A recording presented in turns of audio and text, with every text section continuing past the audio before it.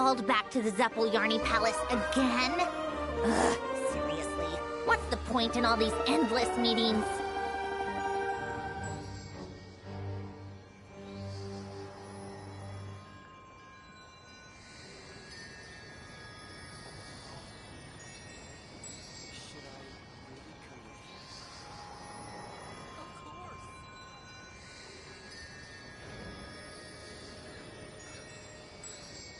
It's about time we threw another tea party, don't you think? I wonder who else is free.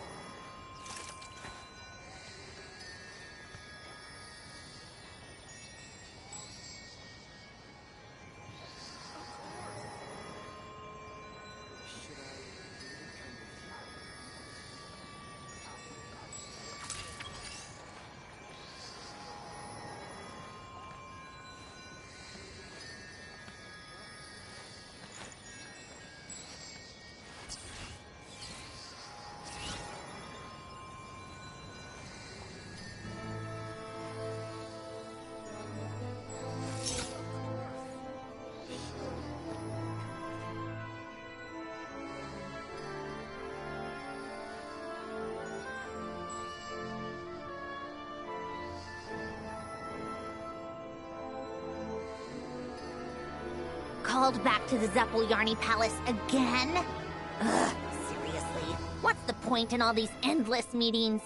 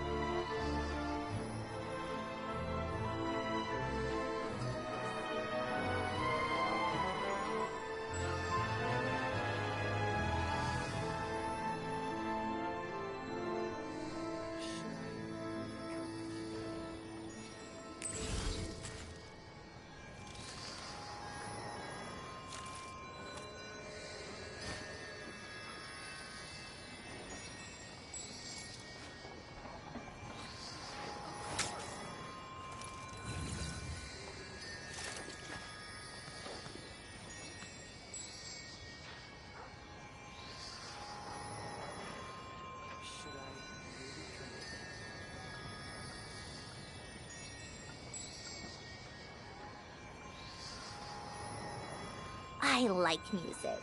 In fact, I've taught myself to play many different instruments. You don't believe me? Find me a piano, and I'll show you a thing or two.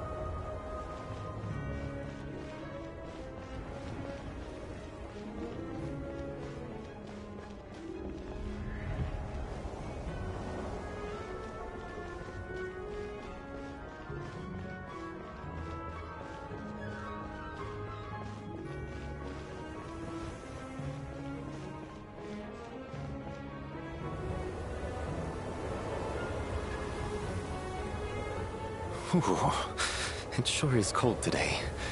I wonder how much heavier the snow's gonna get. Here to see Odette? I just need to see your tickets for the preview. Perfect. Thank you. I'll hold on to your tickets. Come on in. It's freezing outside.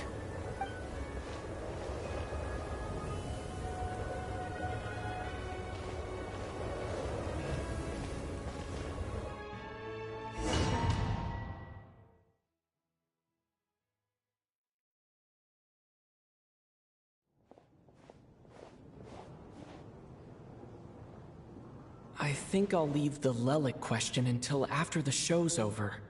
Then I'll go find Odette.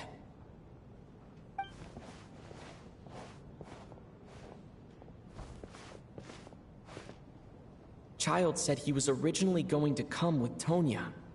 So I'm guessing Tonya's already here somewhere. Is there anyone here who looks like a Tonya? Let's see. It's a small audience. Makes sense for a preview. But wait, I do see some familiar faces. Mr. Chuganov's back again by the looks of it. Oh, and is that Mitya? And that Fatui officer, Valeri.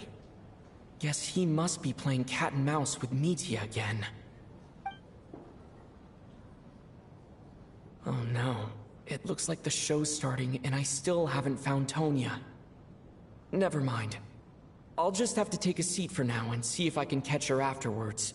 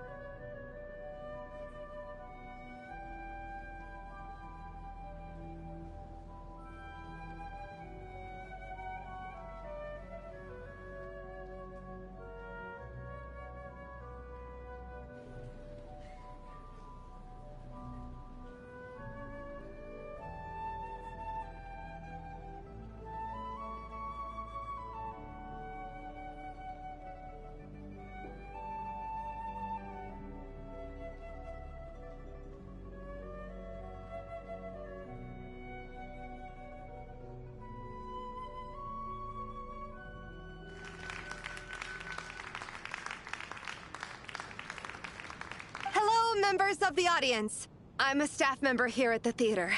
Today's performance was a very special one for us, as it marks the first attempt in a long time to revive the classic Snezhnayan ballet, Spirit Seeker. To commemorate this occasion, we would love to take a group photo of the cast, crew, and audience members present today. Could I kindly ask the audience to please come up onto the stage?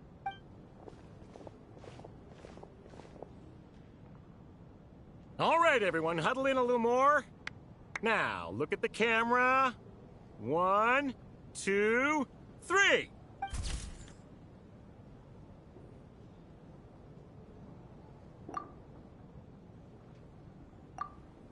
Are you quite satisfied, Mr. Energy Scientist? I rather hope you don't have any other escape plans to add to my workload today. What are you talking about, Sarge? This was simply my way of inviting you to watch Miss Odette's new show with me. And wasn't the performance spectacular? In the future, I heartily encourage you to take a leaf out of my book. Find some soul-nourishing pastimes to enrich your time outside of work. It was indeed a fine performance, but I must correct you on one point. This is not time outside of work. These are working hours. Working hours and non-working hours are just a social construct. Human technology can never advance if we're too rigid in our thinking, Sarge. May we leave now? Already? I mean, I was kinda hoping to soak up the atmosphere for a little longer, but... No? Okay, guess I'm pushing my luck. Didn't seem like too much to ask, but fair enough. Off we go then, Sarge. Back to the land of working hours. Lead the way. That has to be her. She's the only person in the audience around Tonya's age. Excuse me, are you Tonya? Huh? Your brother's busy today, so I took his ticket. Don't worry about him, he's fine. Oh, okay. Sorry for the trouble. What's wrong? Are you sick?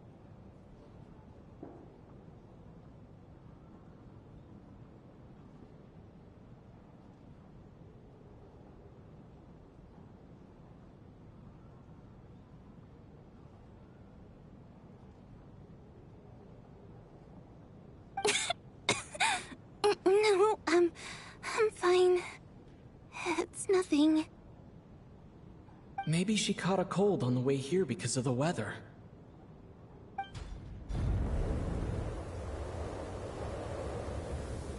I haven't seen snow like this in a long, long time. It's most unusual. I know. It's completely white out there. You can barely see a thing. I've never seen such heavy snow in my life. Let's wait it out for now. You'd be lucky not to freeze to death in this weather, let alone find your way.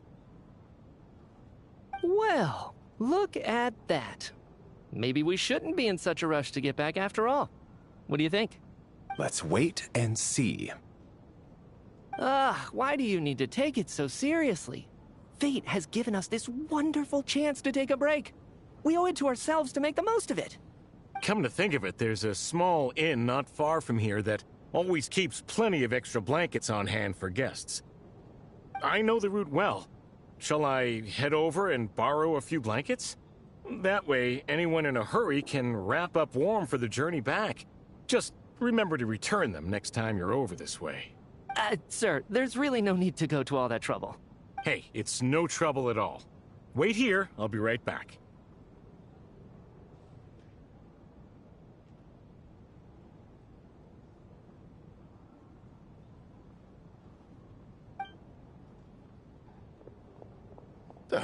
What a kind gentleman. Very good. My wife and daughter are waiting for me at home, so I shall be heading back as soon as I get my blanket. So...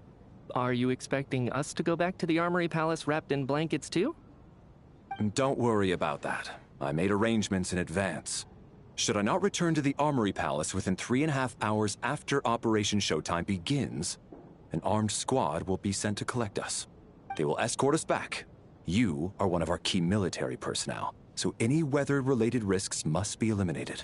Operation Showtime? So, wait. Every single time you drag me back to work when I sneak out, it's a whole official operation? I gotta say, you've really turned this into quite a moral dilemma for me. It's snowing pretty hard out there. I think you should stay here for now. You seem a little under the weather. Sure. My brother might come pick me up in a bit anyway. Time to get to work. I should head backstage and find Odette. I need to look her in the eye and ask her about Lelik. Excuse me, are you looking for someone? Ah, a fan, I'm guessing? Today is just a dress rehearsal, so Miss Odette won't be meeting with fans. She's taking a well-earned rest right now. Sorry, but that area is currently off limits to everyone except the cast and crew. Bad timing, I guess. Well, I might as well stick around. I doubt Odette will be leaving before the snow lets up in any case.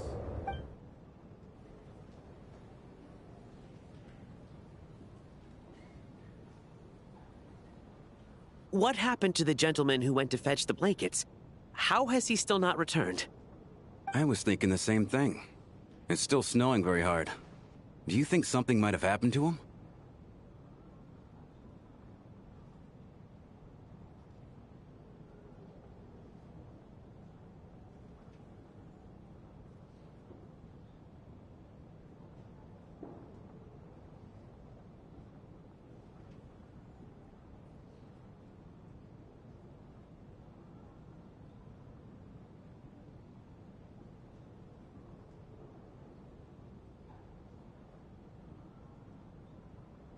Whatever the reason for his delay, I must say I hate nothing more than people who make empty promises and fail to deliver.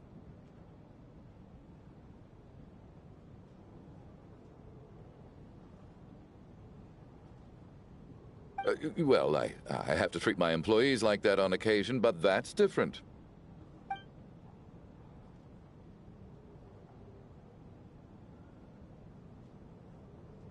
You seem anxious, Mr. Valeri. It's been nearly 4 hours since I left the armory. The army should have arrived to extract us by now. They know how much I despise tardiness and disrupted plans. There's simply no reason that they shouldn't have shown up by now, barring exceptional circumstances. Surely a snowstorm like this one counts as such. Few things in this world can stop the Snezhnayan army, Mr. Mitya. And a snowstorm is certainly not one of them. Why don't you go out and take a look?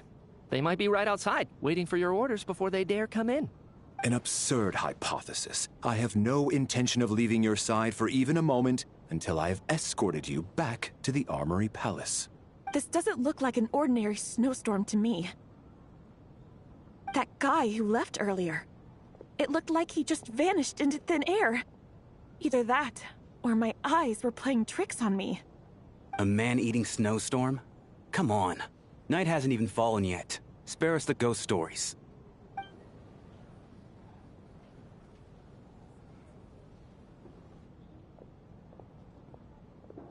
Traveler, didn't know you were coming today. How come you didn't say anything? What is it? Something the matter? Tell me, I can help.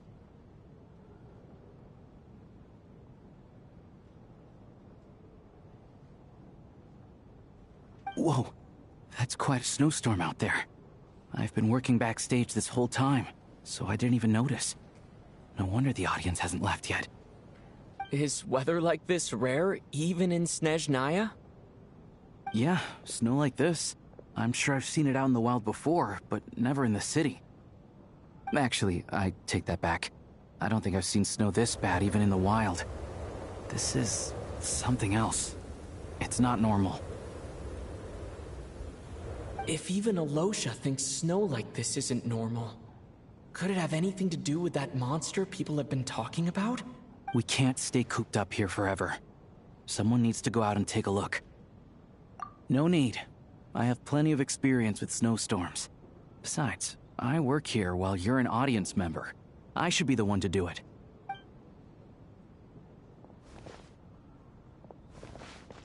Everyone by the door. Careful not to let the snow soak into your shoes. In a snowstorm, you gotta look after your toes above all else. Heading out, my man? Be careful. I've been told the snowstorm eats people alive. Thanks for the advice. I am planning to be careful.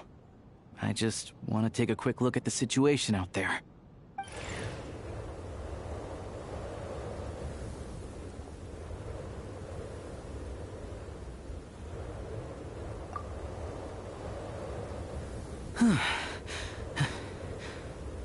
He's back! He's back! How was it? What's going on out there? Did you see any soldiers patrolling the area? Something about this storm isn't right. There's no one out there. I didn't see a single soul. And something in the air gives me the creeps. This isn't your average snowstorm. I suspect it might be related to recent events in our nation. I strongly advise everyone to stay here until the snow dies down. Are you serious? So all of us are trapped here now? That sounds a little far-fetched to me. You want to go outside and see? I, for one, am not risking my neck in that weather. This just turned from a minor delay into a major hassle. We can only hope that our friend who went to fetch the blankets just ditched us and went home. Is it really that bad? But my daughter, I won't be able to read her a bedtime story tonight. Huh? What are you all still doing here? Whoa! It's snowing hard! So now we're stuck here? Oh, this is terrible! Luckily, it was just a dress rehearsal today, so there aren't too many people here. On the bright side, the theater's always well stocked with supplies. If the snow still doesn't let up as we get into the evening, you can spend the night here, everyone. At least, I assume that's alright? Odette?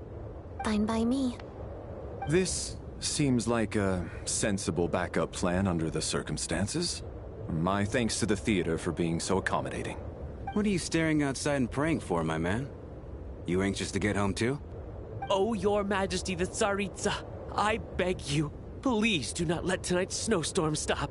This is a golden opportunity to spend the night under the same roof as the 2 top stars in all of Snezhnaya. It's a once-in-a-lifetime experience. I think I've changed my mind. Sir, if you so much as look at us funny, you'll be seeing stars in a whole other way. Behave yourself, or you'll be begging for that blizzard. It's getting colder. We need to keep the indoor temperature up. Close the door and lock it tight. Let's head somewhere warmer.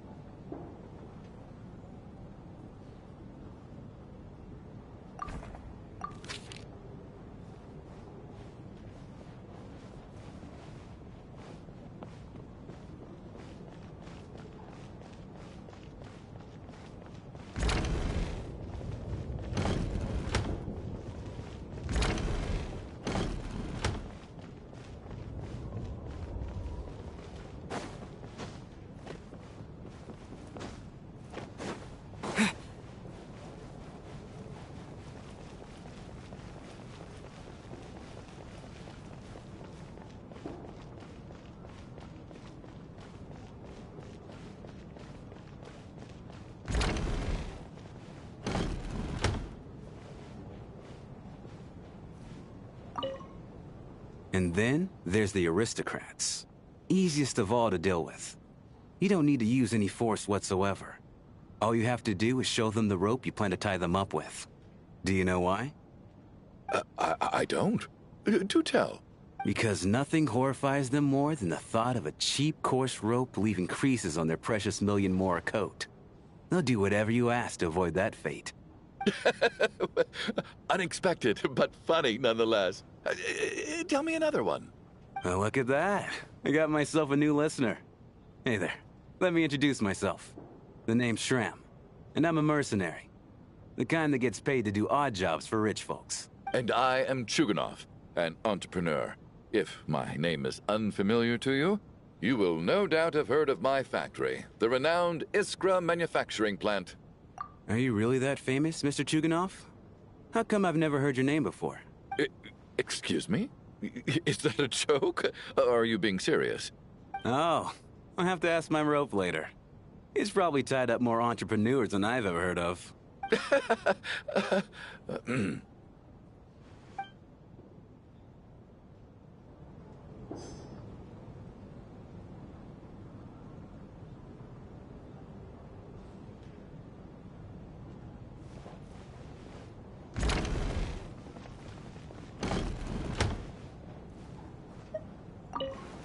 How are you feeling, Tonya?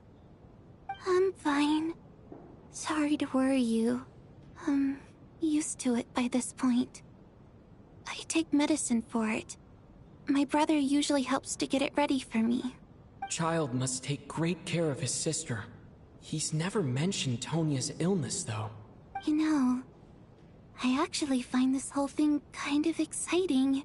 Stuck in a strange place thanks to a snowstorm. Having to spend the night with a bunch of interesting characters. It's pretty cool, don't you think? Exactly. It's like one of those stories where an ordinary school trip turns into a magical adventure. I've always wanted something like that to happen in real life.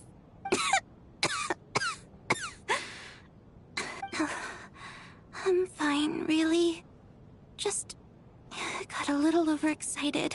Look after yourself. Otherwise, your brother will come after me.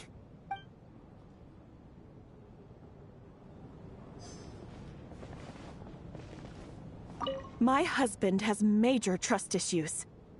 To him, I doubt even this snowstorm is a good enough excuse for me to stay out all night. That's the price of marrying into wealth. You'll get used to it. I'm not about to stop you if you want to leave. But don't drag me along. Hello? Can I help you?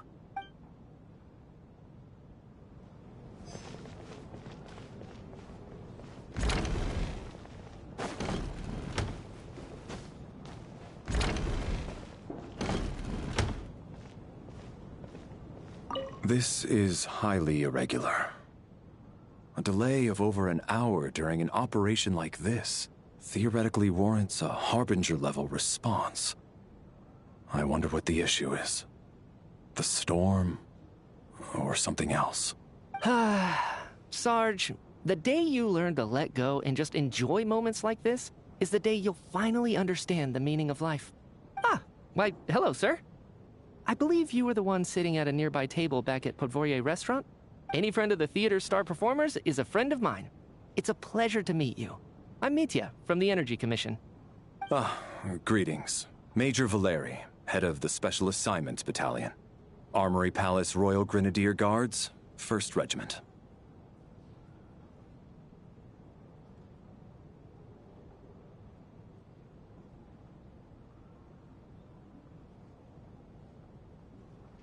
I am here to ensure Mr. Mitya's personal safety. Please let me know if I can be of any assistance. Mr. Traveler, I cannot help but notice that Miss Odette is stealing glances at me. Any idea what that could be about? I've racked my brains, but I can't think of anything I might have done to offend her. Perhaps she noticed me spacing out during her performance? What? You mean I really did do something to upset her?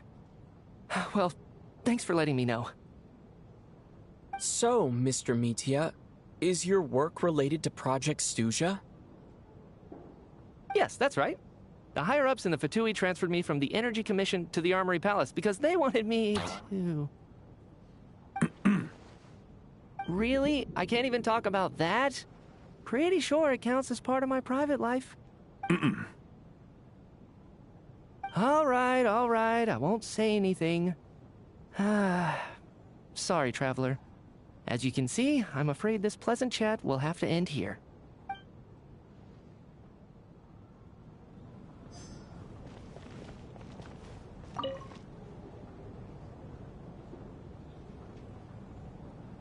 I don't think it's ever been this lively backstage before.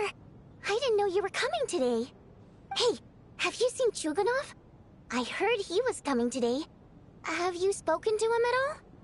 I'm with you. This could be just the chance we need. Yeah, I gotta figure out a way to coax some more intel out of him. I want to know why he suddenly changed his stance on Project Stuzha. What exactly happened before the most recent Vetcha vote? For the Rokad, or just out of personal interest? Shh! There are other people around. Don't say the R word.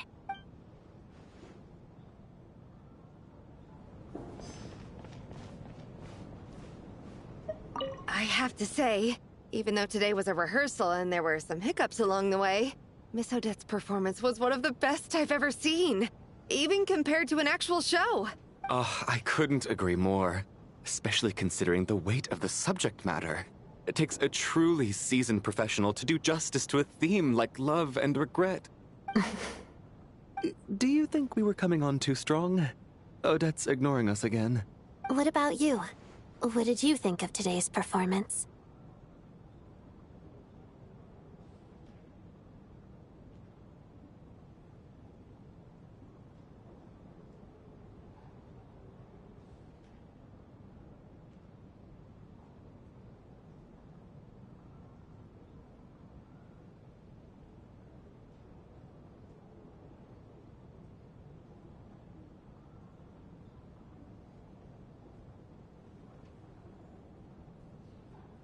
Really?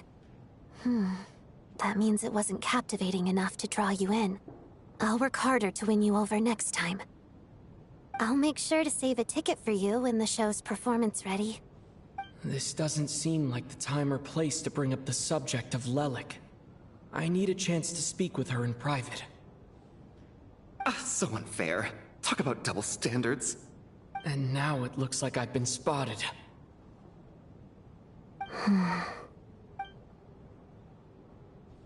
You know Mitya too? No, I don't. I just have a feeling that he might be dangerous.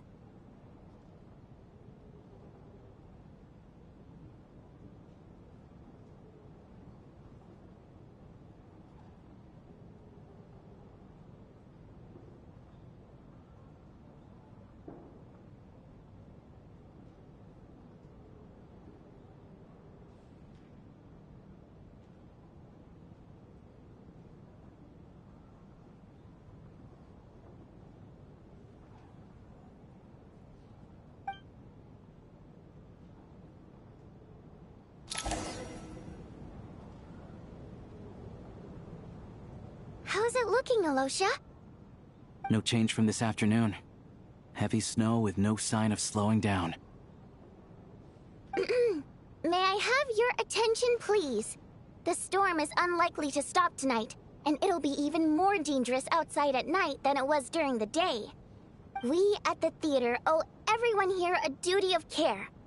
Therefore, we strongly suggest that you stay on site overnight and avoid going outside unless absolutely necessary. In a few short moments, we'll give you a tour of the theater's various quarters. You can choose to sleep in the VIP room, the office, or backstage. Or on the stage if you'd prefer. We won't mind. I'll pass on sleeping on the stage. What if the snow is stopped by tomorrow morning? The early birds in the audience might think we're part of some experimental new show. A drama about sleeping? That could be fun. Maybe we could come up with a title for the production. What? Gotta admit, I didn't get that one. Anyone who doesn't wish to sleep on the stage, please follow me. I'll show you to the rooms.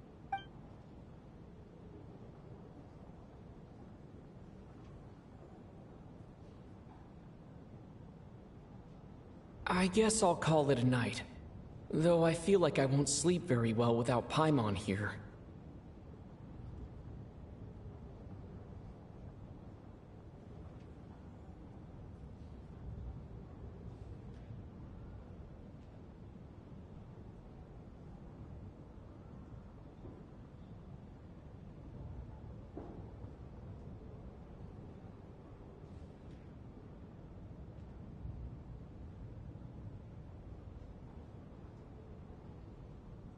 I'm sure she'll be worried that I haven't made it back yet. But as long as she looks out the window, she'll probably realize what's holding me up. I wonder if she's feeling any better yet. At least she hasn't been getting any worse. Still, I should try and get back first thing tomorrow morning.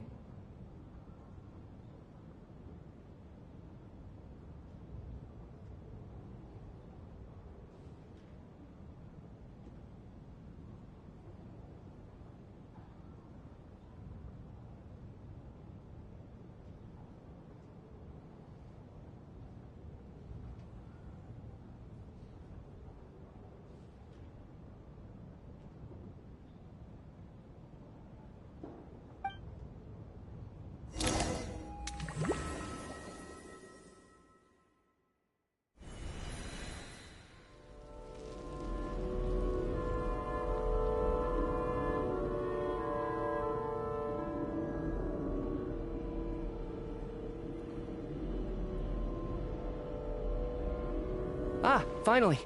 Welcome back to the world of the living, lazy bones. I was about to wake you. The black mist is almost on us. Still waking up, huh? You know, the black mist. It's been chasing us from below ever since we were born. You're just dozy. There's no way you've forgotten.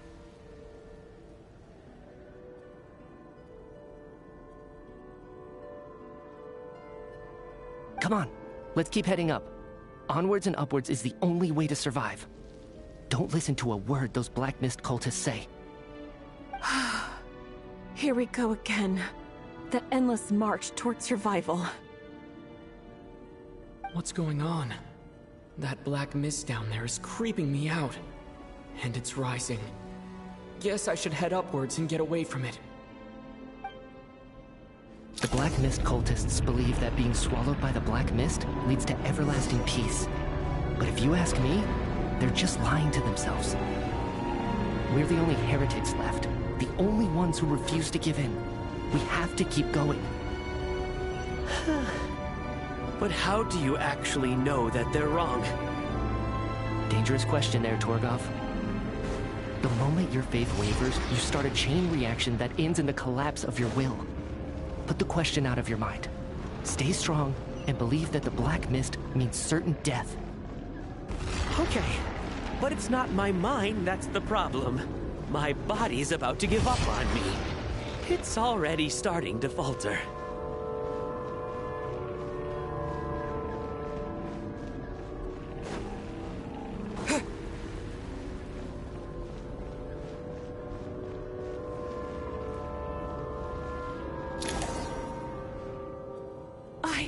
I can't do this anymore. I've had enough of being forever on the run. What's the point of it all? All this will pass eventually, I promise. Keep fighting. It will be worth it. You accuse the Black Mist cultists of being liars. But you're lying too. There is no end to this path. It keeps going up forever. There was never any hope to begin with. The cult of the Black Mist has poisoned your mind, Sobolova. Are you thinking of giving up as well? I am. I think I'll take my chances with the Black Mist over this perpetual torture. As much as I detest the Black Mist cultists, I'm just too weary. Then I bid you both farewell. Let me put my personal opinions aside for a moment and say, I hope that you both find peace within the Black Mist. Fate always appears so impossibly complicated. But at moments like this, its raw simplicity is laid bare. Their fate was sealed from the instant they entertained doubt. From then on, the outcome was both inevitable and irreversible. Let's go.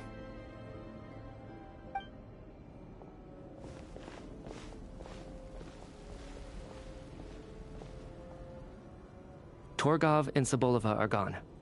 I never thought the day would come when even they would be swallowed by the black mist. It's just you and me now. Yes, it looks like it's satisfied. For now. This happens from time to time, but it won't be long before the black mist starts chasing survivors once again. No one knows how to stop its advance for good. Well, we should make the most of the precious moments of rest that those two bought for us. Huh? Are you really that sleepy, Traveler?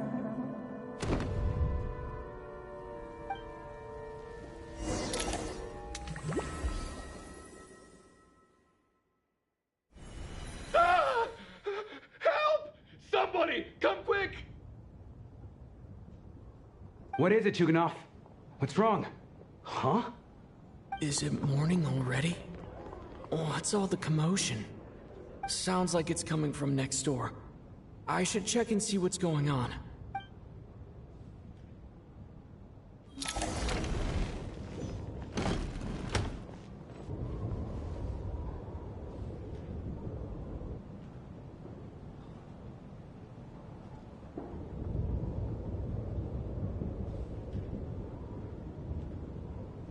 Don't look, Miss Tonya. Stay here. Okay. What happened to them?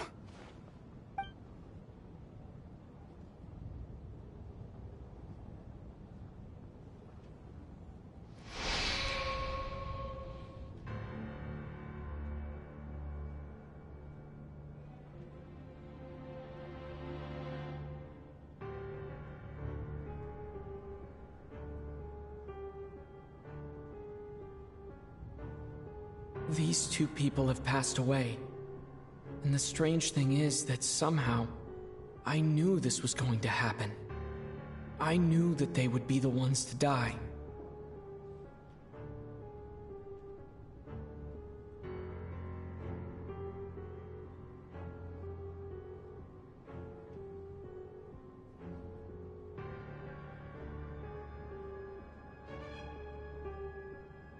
Have I seen this moment before?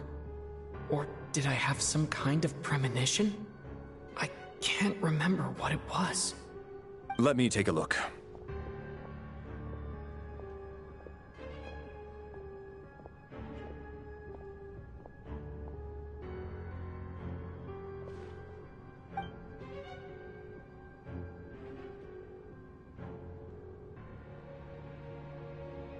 No vital signs in either of them.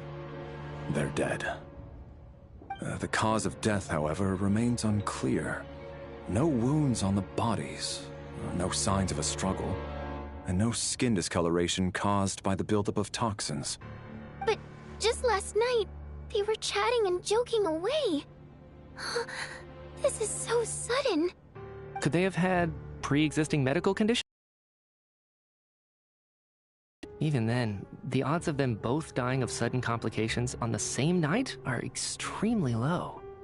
It's hard to believe that they died of natural causes, nor does this appear to be a suicide. Who was the first to discover the bodies? It was me.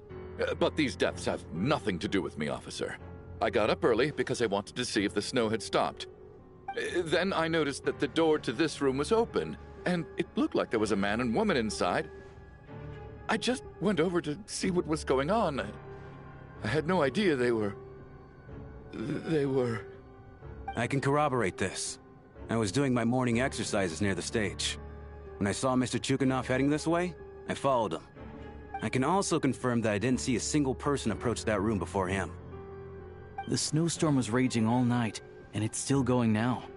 There's no way someone could have come in from outside, correct? You mean an intruder?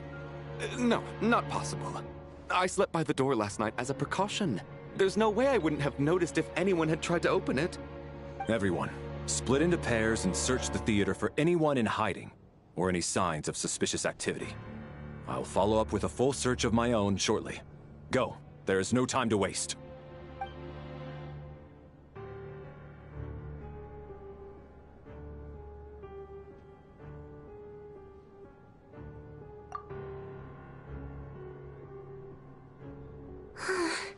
Nothing on your end either? Backstage is clear. No signs of suspicious activity. We checked the basement. Also clear. I don't think there's anywhere here that a living person could hide. Are we certain that the theater doesn't have a back door? Or any tunnel or passageway wide enough for a person to fit through? No, there's nothing like that. If people were sneaking in through some secret tunnel to avoid buying a ticket, we'd have sealed it off ages ago. I also checked the windows. All of them are locked from the inside, and there's no sign of anyone entering or leaving. It sounds like we can safely rule out the intruder theory. If anyone came in during the night in this weather, there'd be no way for them to avoid leaving footprints or water stains. This can only mean one thing. It's like one of those murder mysteries you see in novels and plays, isn't it? The ones where the killer is one of us. We can't quite jump to that conclusion just yet. Could he be right? It's hard to imagine something like that happening in real life. Set in a theater during a snowstorm, a murder takes place, and the killer is among us. It's such a classic trope that it seems unbelievable. Looking at who the killer targeted, and the clean entry and exit, it all adds up. I know what this is. It's obvious now that I think about it. What is? What have you figured out? Both victims were wealthy, well-known local merchants. And the door was deliberately left open so I would discover the bodies and witness the crime scene first thing in the morning. Such ruthless methods. This was your doing, wasn't it, Lelik? Lelik? You mean Lelik is among us? And he's the killer? Lelik. I know this code name. Member of the Rokot, anti-Project Snezhnaya. Always works alone. I've read the case files at the Armory Palace. Walk me through your reasoning, Mr. Chuganov. What do you know about Lelik?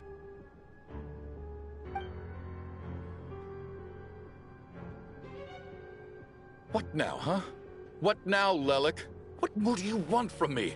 I already voted against Project Snezhnaya at the Snezhnaya. You snuck into my house the other day while I was asleep. Left a threatening letter. And I did all that you asked. But Project Snezhnaya cannot be so easily shaken. Not with the rooster in charge.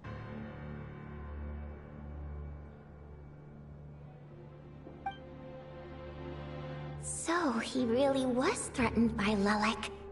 That makes sense. And now you're resorting to murder to threaten me. Isn't that right? I knew it. The Rokot despises the rich. The lives of the wealthy are but refuse in your eyes.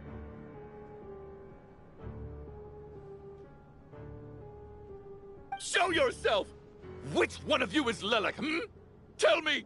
I'll do whatever you want! Just stop playing these mind games!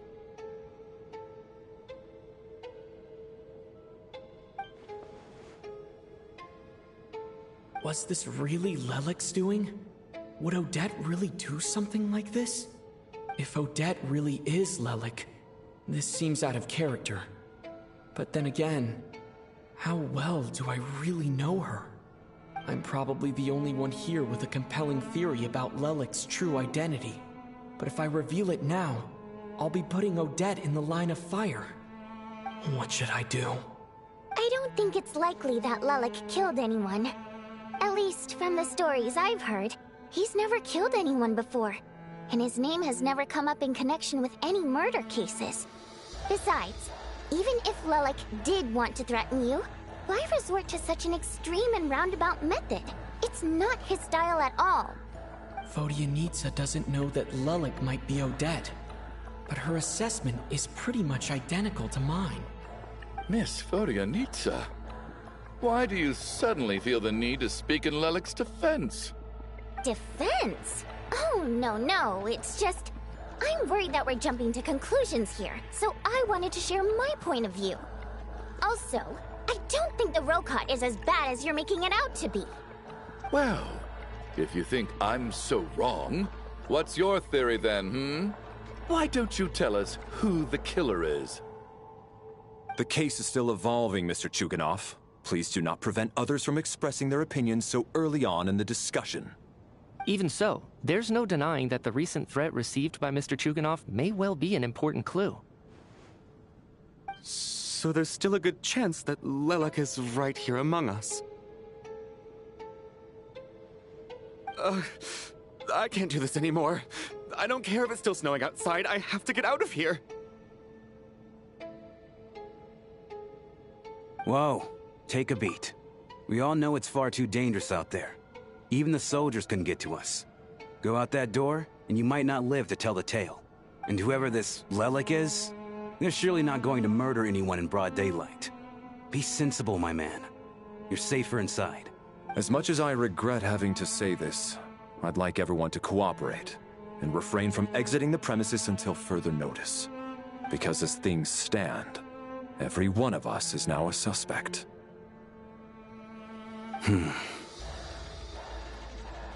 Unless anyone has further information to share, let's adjourn for now. Feel free to keep searching for clues, but make sure you don't go off alone.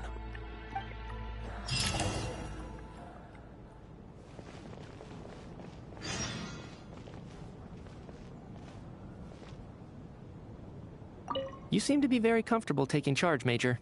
You took the reins as soon as things went south. I simply made an executive decision that someone needed to take control of the situation on the military's behalf. Does this offend you? No, quite the opposite. We feel much safer for it. By the way, what does Major mean exactly? Is it a pretty high rank?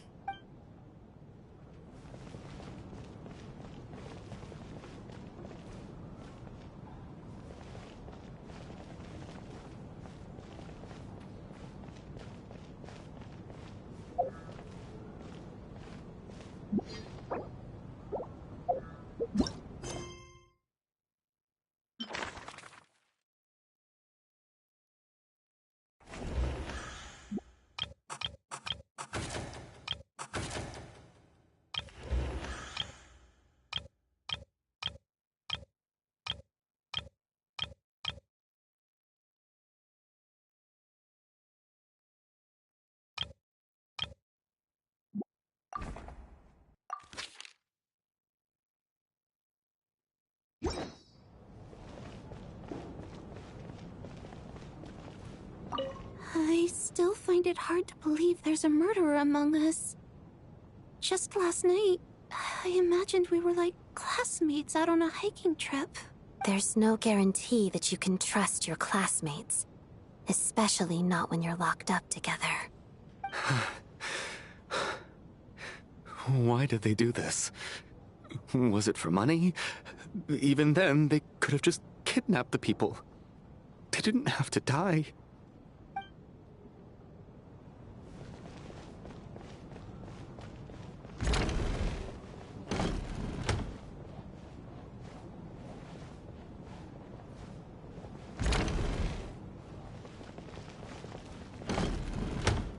You're right. That was my bad. It was a knee-jerk reaction. I didn't think it through. Luckily, no one suspected my identity. Oh, phew. It's just you. I thought someone was eavesdropping.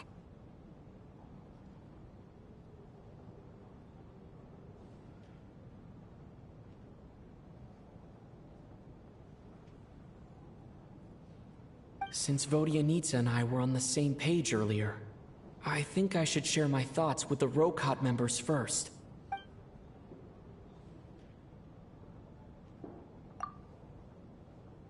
Whoa. Are you serious?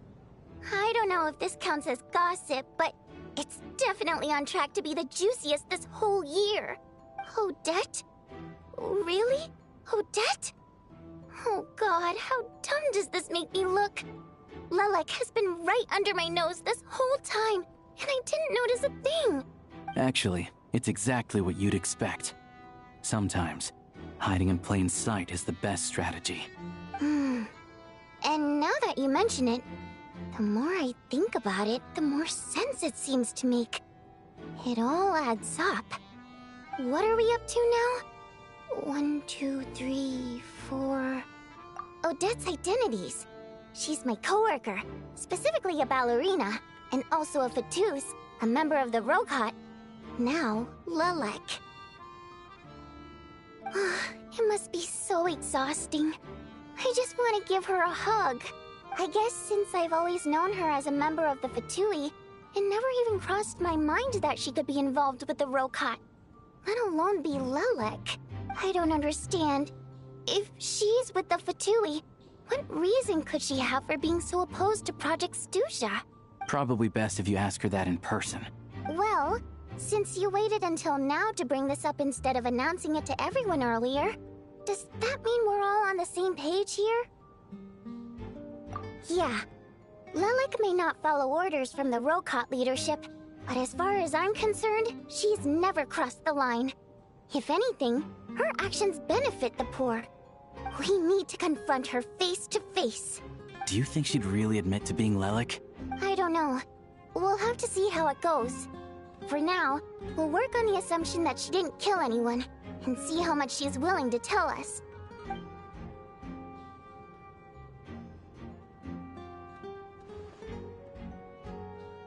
Now's her chance.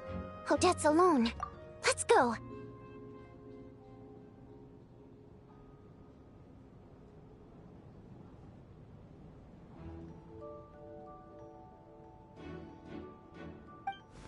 Hey, Odette. What is it, you guys?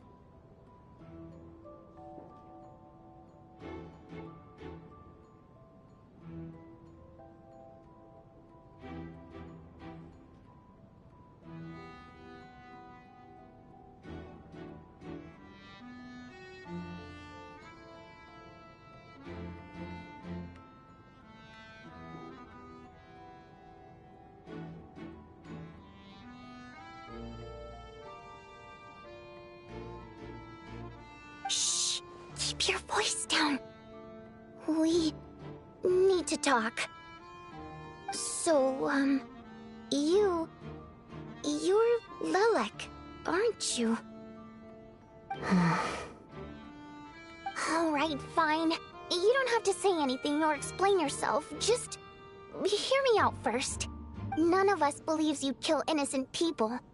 Whoever murdered those two people last night, it wasn't you. The Traveler was the first to figure out your identity, but he kept quiet during the discussion just now. Still, it's clear where the group consensus is heading.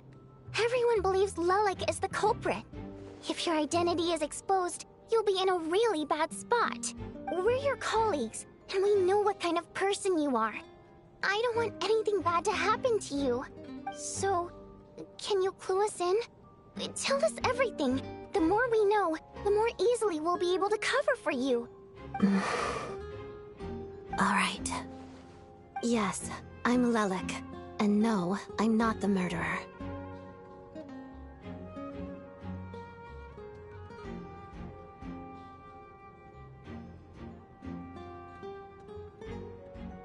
And thanks, but I don't need you to cover for me.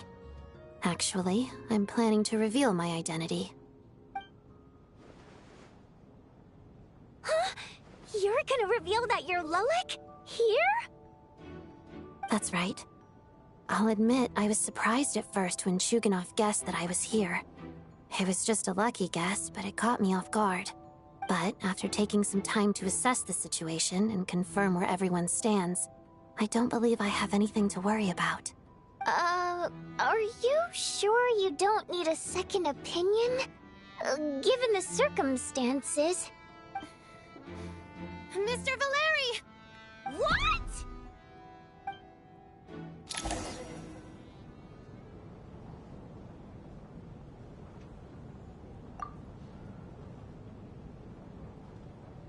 So... Odette is Lelek? I don't know what game you're playing, but you've got a lot of nerve. It's just one identity. So what if it's exposed? I can disappear and adopt a new identity anytime I please. I made my peace with this when I chose to become Lelek. But more importantly, I promise I am not the murderer. Which means that someone else is. So, if anyone still insists that I did this, you'd best produce the evidence now. Otherwise, I suggest that you bite your tongue. Because if you really believe I killed two people without making a sound or leaving a trace, Pointing fingers at me would surely only make you my next target. Is this really the truth, Miss Odette? That's confidence, all right. I believe you. A real no-nonsense attitude. I can see why Marionette said that she's on track to inherit the title of the Fair Lady. Are you seriously buying this? Hey, officer! She just admitted to being Lelik. Aren't you going to do something about this? I do have one question, Miss Odette. Why have you chosen this moment to come forward and reveal your identity? If I didn't say anything, everyone would be focusing all their efforts on finding Lelik. And that is exactly what the real culprit wants. I don't want to be the scapegoat who lets the murderer get away with this crime. Despite all the accusations, she made the smart choice. A remarkable display of rational thinking under pressure. Clearly, Odette's talent extends far beyond the art of dance. She thought so far ahead. Ugh, why do I always feel like I'm one step behind her in everything? You've convinced me. Dealing with the murder case remains the top priority right now. Let's put the name Lelik and all related incidents aside until further notice. Nevertheless, the group still considers you the prime suspect. I assume you have no quarrel with that, Miss Odette? I understand. You're welcome to keep an eye on me around the clock. I have no objections. Mr. Chuganov? For my wife and daughter's sake, I'll let you off the hook for now. But don't think you're forgiven for breaking into my house and threatening me. Just wait till we get out of here, Lelik. We'll settle the score then.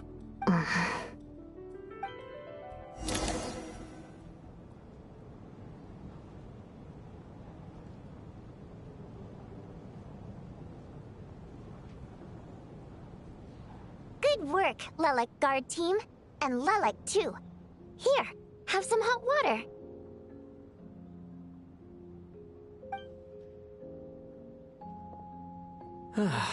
Turns out Valeri knew about my exploits. So now I've been told I have to guard Lelik with him. Shouldn't you be facing my way if you're guarding me? At the moment, it looks more like you're my bodyguards. If the true culprit is indeed still at large, as you have claimed, we must keep our guard up against them also. Don't worry, Tonya. We'll get through this. Once the snow stops, the officials will step in. The investigation will get easier, and then we'll be safe. But once the snow stops, won't everyone just leave? You're gonna miss us, huh? Well, some of us work at the theater, so we'll still be here. I'll even give you a special backstage pass. Really, Miss Vodyanitsa? That's awesome! You've made a fan for life. Aw, you're so cute, Tonya.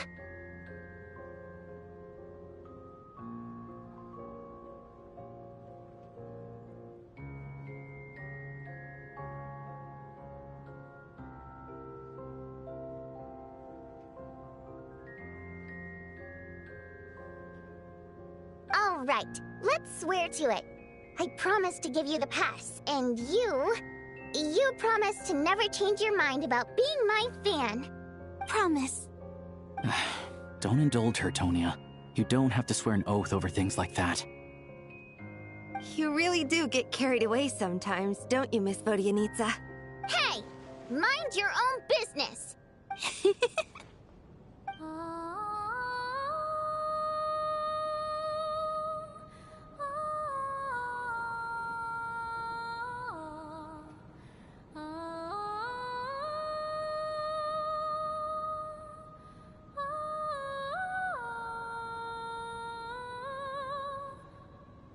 Don't be nervous, Miss Wateramp.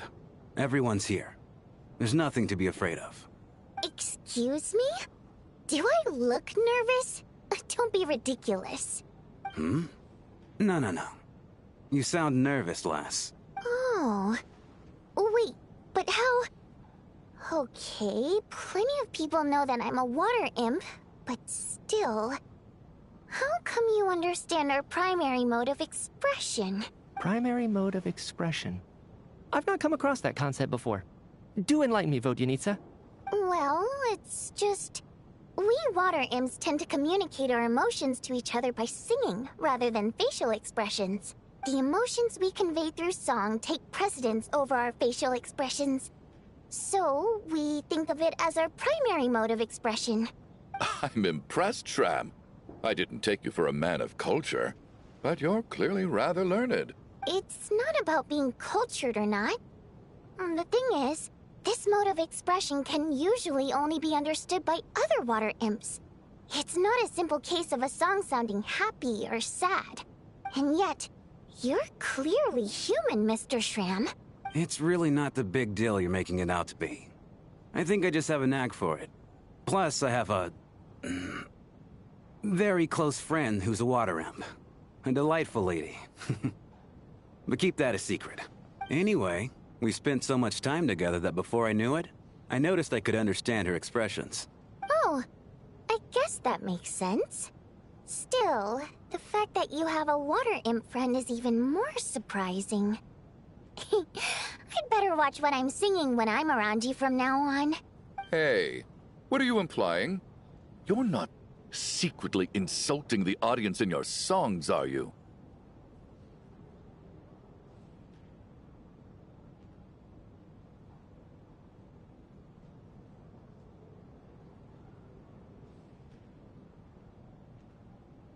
Heavens! Why would I do a thing like that? It's getting late. We should discuss our sleeping arrangements for tonight. To guard against the killer, someone needs to keep watch. I suggest that we don't sleep in separate quarters tonight. It will be safer if we all stay together. As long as someone keeps an eye on Lelik, I'm quite sure we won't have any trouble. Are you saying that you wish to bet your life on Miss Odette being the killer? Nonsense. Of course not. Then I propose the following arrangement for tonight. The Traveler, Odette, and I will form the Night Watch. We'll sleep in shifts, but 2 of us must be awake at any given time. An excellent idea. This allows us to handle the Night Watch while also keeping an eye on Lelik. Meanwhile, the rule of taking shifts in pairs resolves the other issue. Namely that we can't necessarily trust the Traveler or Valeri either. I expect that plan took you quite some time to come up with, didn't it? Actually, our field combat manual outlines a similar approach. Although the scenario there involves guarding prisoners overnight during field operations. That being said, I must clarify that I harbor no disrespect towards you personally, Miss Odette. In fact, Lelik's numerous covert operations make fine textbook examples for military agents. I care less about respect and more about the fact that you just robbed me of 2/3 of my sleep tonight. I'm calling dibs on being the first to rest. Good night.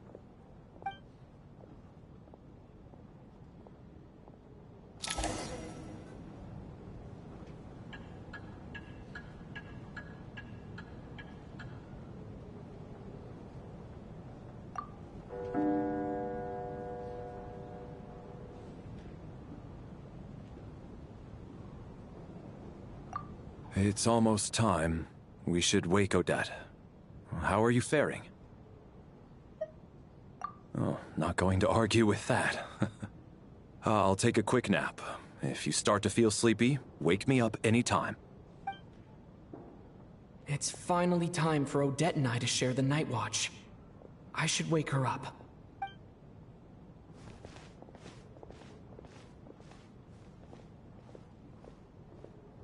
I came here to get information from her in the first place. Maybe I should think about what questions I want to ask before she wakes up. How long are you gonna keep staring at me?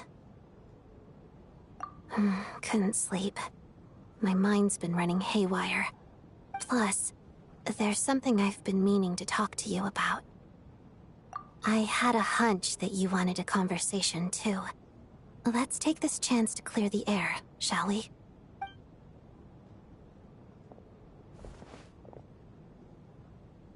I just had a simple question for you, really. It's, Rosaline. In her final moments, did she have any last words or anything? I see. Well, that was all. I have no other questions. No. She was utterly ruthless in pursuing her goals. That kind of person should be hard to miss. And yet, even though I never approved of her methods, and she was an abrasive person, the fact remains that I am indebted to her. Oh, she told you. I guess that makes sense. I think she and Rosaline were on pretty good terms. Yes. Rosaline wasn't the kind to gossip about this sort of thing. Not that it's any huge secret to me, though. When I was a child, I had to join the Fatui for the sake of my mother and me. I trained under Rosaline. It was extremely grueling, and it didn't exactly come naturally to me. All I could do was try to ignore the biting cold and practice. I was a newcomer who'd managed to make a good first impression on a harbinger. There was pressure to live up to her expectations, to be worthy of the fair lady's reputation. Every day was a struggle against the cold, pain, and fatigue. And most nights, I struggled to fall asleep. After enduring all that, I've become almost immune to the sensation of pain. I suppose that was the cost of survival. Surely, any child who had to experience that would grow to hate her lot in life, don't you think? So, I put an equal amount of effort into my ballet. Because in my young mind, that was the only way to defy my fate. It was my way of telling her, the Fatui's demands and your expectations of me are not what I wish for. One day, I will leave. I think she probably blamed my poor performance in training on my passion for ballet. She knew my heart wasn't in it. One time, when I was secretly practicing a dance at night, she suddenly showed up. I knew she was there to catch me red-handed. I told her, "You don't deserve to watch the dance I learned from my mother." She looked stunned. I guess she was surprised that I lashed out first, before she had the chance. But strangely enough, on that occasion, she wasn't fierce with me like she was during training. Instead, she fell silent for a moment, and then left. After that, she never interfered with my dancing or asked me how it was going. She never came to watch me dance again either. Not even once. She was. But even now, whenever I take out this core Ignis, I can't help but think of that night. Of the look on her face. Sort of. Although gift might be too kind a term. This is her flame sealed within ice. A symbol of her favor, yes, but also her way of keeping an eye on people. She knew the location of every piece of core Ignis. If any recipient started acting suspiciously, she'd be on to them immediately. Trust her to make even a mark of approval feel suffocating.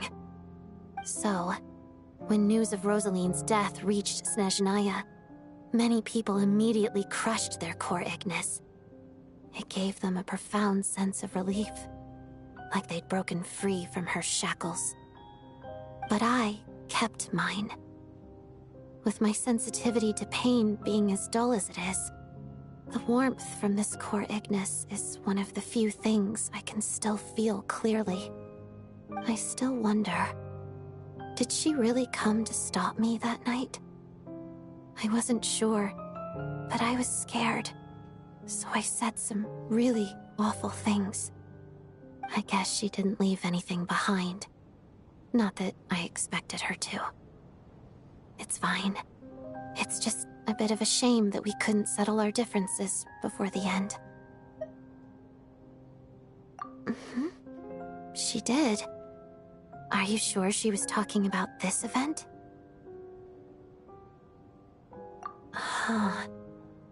No, she didn't.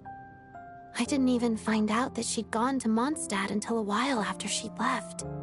Wait, in that case... Okay, I will.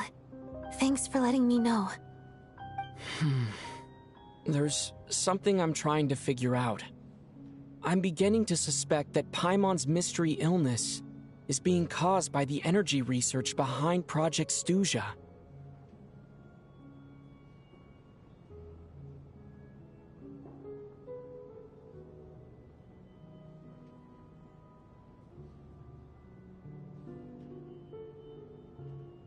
Paimon's very important to me, so I have to get to the bottom of this. I figured that since you're Lelik, you might know something about all this. The ultimate goal of this energy experiment is to create a weapon for the final battle. The weapon's construction was completed in Nodkrai. Now, all that remains is to arm it with a sufficiently powerful energy. Yes, the weapon's development and all the related experiments are overseen by Lord Piero, the Jester, and the lab is located deep within the Armory Palace. I'm not sure why this experiment would be making Paimon feel unwell, though. The best way to get to the bottom of it would be to go there in person. Once we get out of here, I'll help you apply for an entry permit. And I'm hardly the organization's proudest member, as you know. You answered my question about Rosaline. I want to do you a favor in return. It's that simple.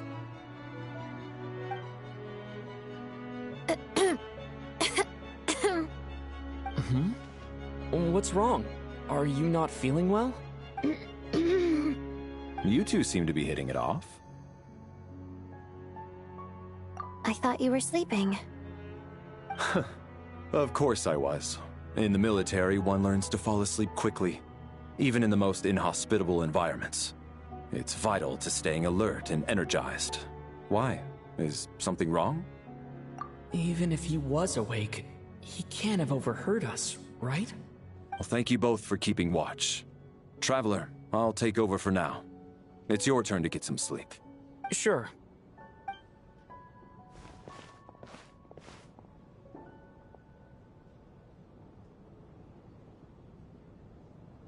This is our second night here, but at least I've found out a little more about Paimon's condition. I hope she's been sleeping well the past couple of days. Why do I feel like I'm being watched? Seriously? Is this payback for when I stared at her earlier? But I thought she was asleep. Never mind. I'd better try and get some sleep myself.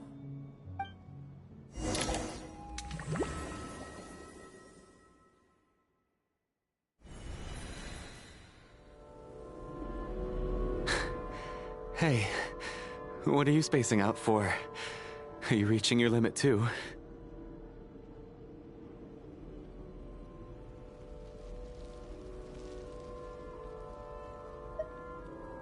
How long have we been walking for? Do you remember? Time's lost all meaning. Ever since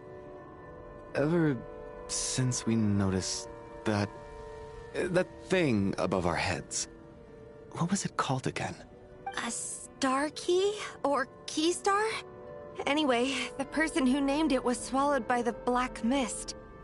Whatever it's called, ever since we noticed it, we've been walking up and up, hoping that as long as we reach it, we can find a way out of this place. But it seems like no matter how far we walk, we never get any closer. Well, we've come this far. You never know. Maybe we're almost there? Come on, enough moping. Let's go. The black mist is catching up.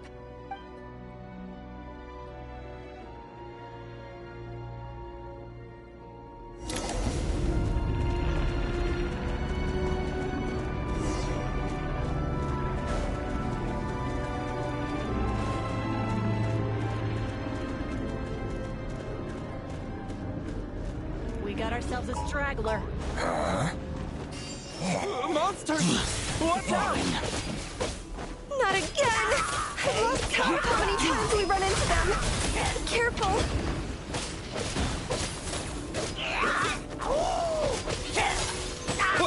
Enough! And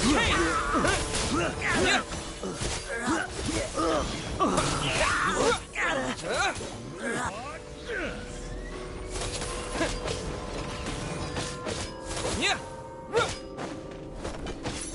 Cryostorm! Yeah! That's here. Yeah! Yeah!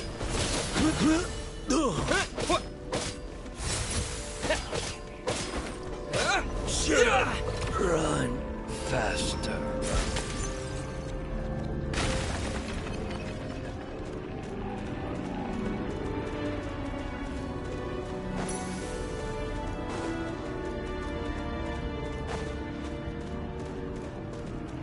We got ourselves a straggler. Who's there? Here they come again! Get ready!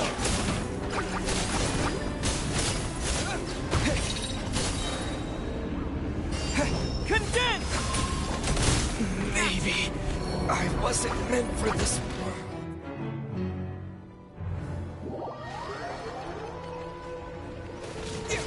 Yeah! Encase!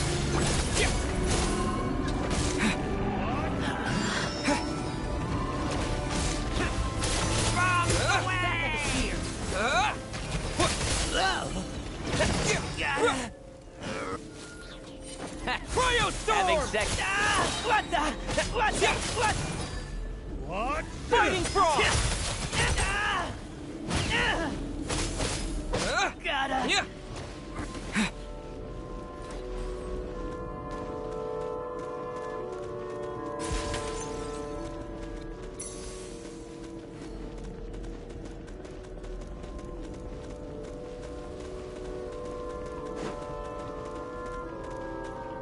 All right. Monsters ahead of us.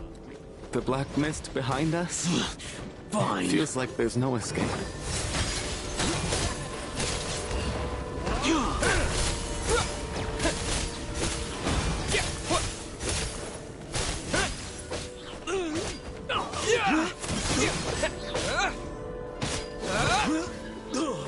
Cryostorm! Condense! Learned!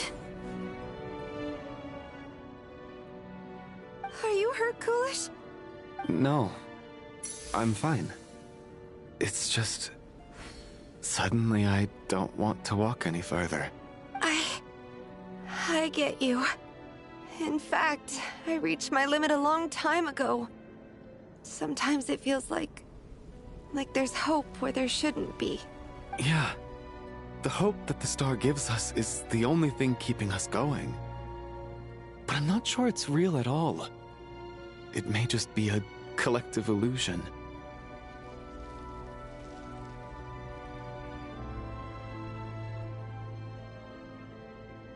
Otherwise, why would it always be out of reach? We know you mean well, but you're only saying that to try and encourage us to keep going, aren't you? Thank you, friend. But enough is enough. Please don't give me any more false hope. Hope is poison in this place. You're going to continue, aren't you? I admire that. I've given up, but I wish you the best. May there come a day that you catch up to the star and leave this godforsaken place.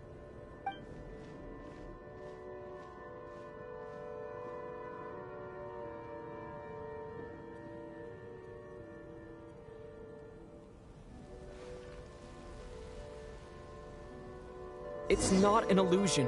We really are getting closer to the star.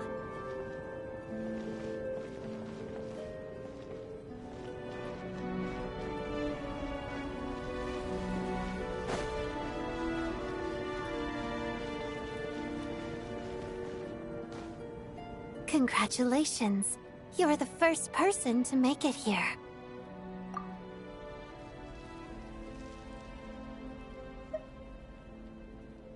I'm the star's envoy. The black mist has stopped rising.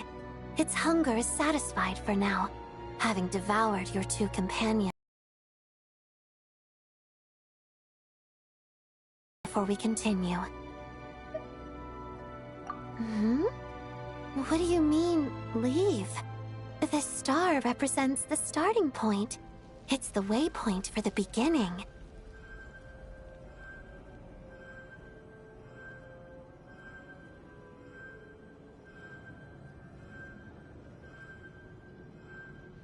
Congratulations on reaching the starting point.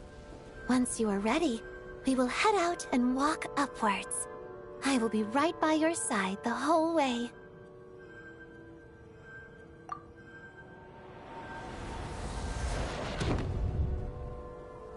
Huh? What's wrong? Hey, don't give up before the journey's even begun.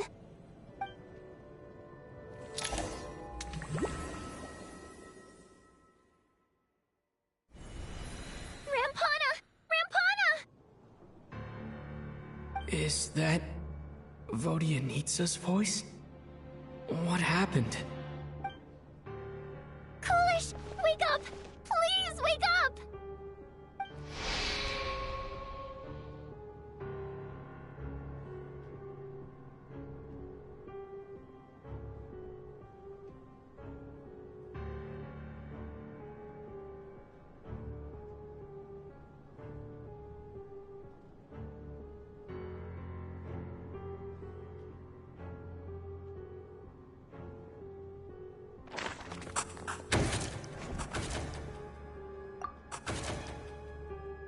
The situation is identical to that of the two casualties yesterday. We cannot ascertain the cause of death. At least there are some elements that we can rule out this time. They slept on the stage with everyone else. So I suppose the surrounding environment can't be a relevant variable. Rampana. Coolish. Weren't some of us keeping watch last night? 3 of us, in fact. How could you not notice something was wrong? I'm as confused as you are. Certainly nothing unusual happened on my watch. Likewise, and from what I've observed so far, both Miss Odette and the Traveler can be trusted. To be honest, I didn't get a wink of sleep last night. I couldn't help but think I was the target, so I just laid there with my eyes closed. I heard the Traveler and Lelik chatting, but otherwise I don't recall hearing any commotion during the night. Me too. I didn't want to wake everyone up, so I was concentrating hard, trying not to cough. I hardly slept at all. If anything had happened, I'm sure I would have noticed. Then, what could possibly be causing this? Once was bad enough. I can't believe it happened again. I worked closely with Rampana and Coolish for so long. I never imagined that one day they'd... And on this stage of all places... Vodyanitsa... 4 victims in just 2 days, and we still don't have a single lead. I need to get to the bottom of this as soon as possible.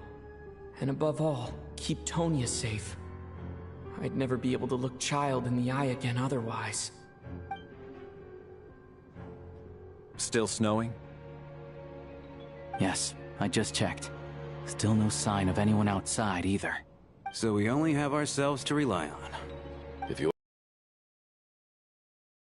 Whenever they please. The Night Watch was a useless endeavor from the start. Lelik must be an expert in poisoning. Clearly she used some poison that can't be detected on the corpse. Here we go again. Listen, I was already thinking to myself last night, was Lelik's reason for revealing her identity the real story? Well, now I have my answer. It most certainly was not. She's been playing us for fools. You get off on this, don't you? Revealing your identity, only to carry on with your killing spree? That's a hideous thought. One that only a hideous mind like yours could dream up. How dare you? That's enough. Yesterday, you named Lelik as a suspect because the victims were both wealthy merchants. Lelik might have had a motive then, but today's victims were just ordinary people. Not to mention that they were colleagues of Odette and mine. What reason would she have to murder them? Let me guess. Just to scare you? Who knows? Maybe you don't know her as well as you think. I implore you all to ask yourselves, how many people are there really in this world that have what it takes to kill another person? Not many, I'd wager. Lelik is well known to be a ruthless operator, and now she has revealed her identity. How could it be any more obvious? Everything you said so far is still just conjecture, which doesn't constitute a concrete lead. You need to back up your claims with some evidence. How can you defend her, officer? What did she say to you while you were on night watch? Maybe I shouldn't be so surprised. You military types are always colluding with criminals to target the rich. All so you can get your grubby paws on our hard-earned fortunes, then tell us to fall in line. The Fatui, the Druzhna, and the Rokot. Thugs, the lot of you. Don't you dare! Sir, but you were the one who told us not to stop other people from expressing their opinions yesterday. 4 people have already died. Only yesterday I was chatting with Mr. Coolish. Then we woke up in the morning and he's... Turning against one another is the last thing we should be doing right now. Little girl. Even if Mr. Chuganov is a puffed-up, pig-headed windbag who doesn't have a clue what he's talking about, he's still one of the victims here, isn't he?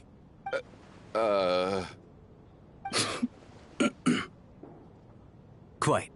I had no intention of resorting to violence. But you're right, Miss Tonya. I ought not prevent him from speaking his mind.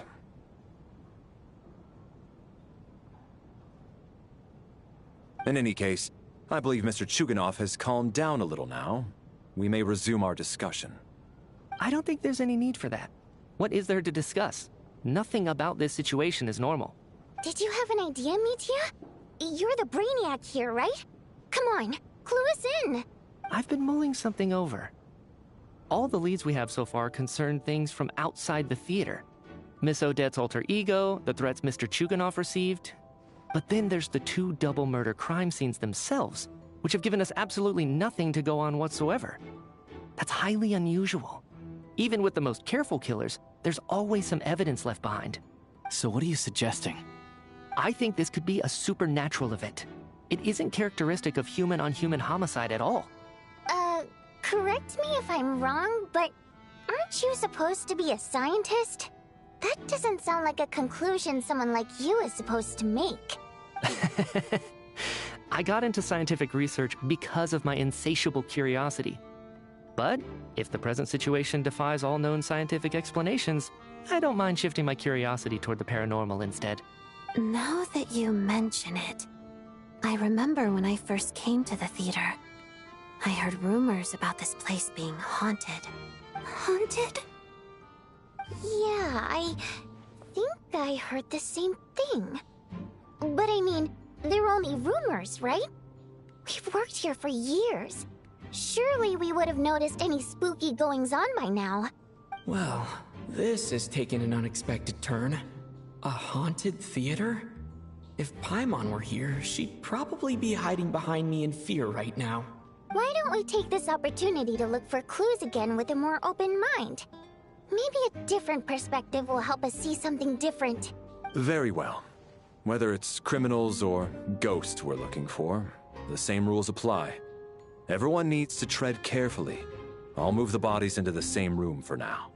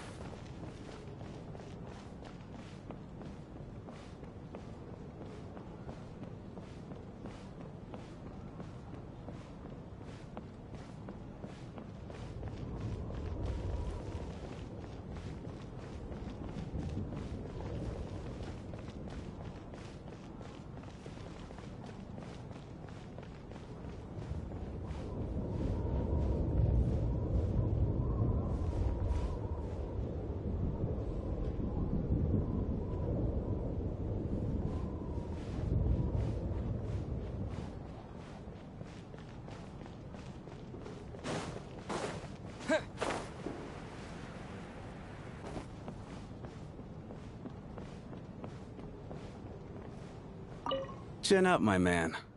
That soldier guy just gave you a bit of a fright, that's all. Think about your wife and kids back home. That'll get you your mojo back.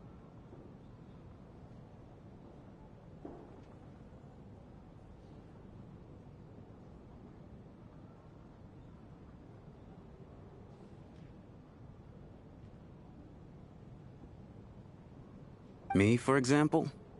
Whenever I get hungry, tired, sleepy, or thirsty, I just think about that water imp friend of mine. And everything's suddenly alright again. So daydreaming about women somehow removes your need for food and water, does it? Don't be absurd.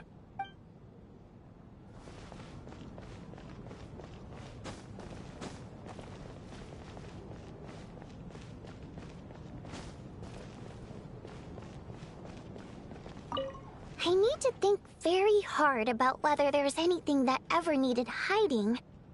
After all these years, there must be some things even I've forgotten about.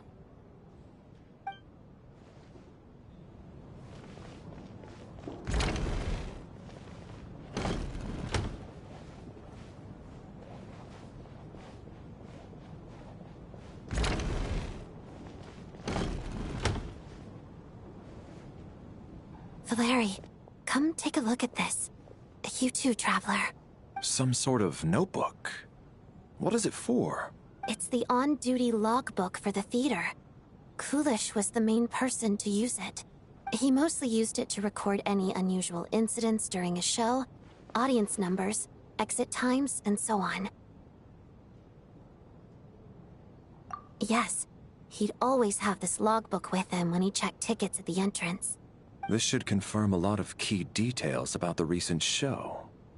So, you find anything unusual? Yes. The number of people. I've checked and double-checked, but the numbers just don't match what's recorded in the logbook. Apparently, we have an extra person among us. Are we certain that logbook is accurate? Could someone have sneaked in without buying a ticket or something? Unlikely. Coolish took his duties very seriously. I've rarely seen any errors in his work. Not to mention that this was a dress rehearsal, meaning smaller audience numbers and tighter ticket restrictions than usual. Everything would have been well within his control. We no longer have our tickets with us, do we? They got collected on entry. I assume there's no way we can check them again. Unfortunately not. The theater recycles tickets. Once people are in the door, they don't tend to leave until the show ends, so we collect the tickets at the point of entry.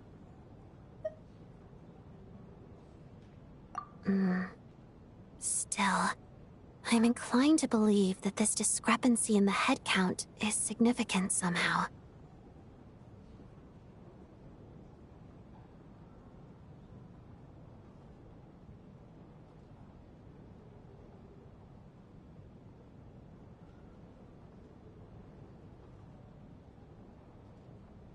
Did an extra person just materialize out of thin air?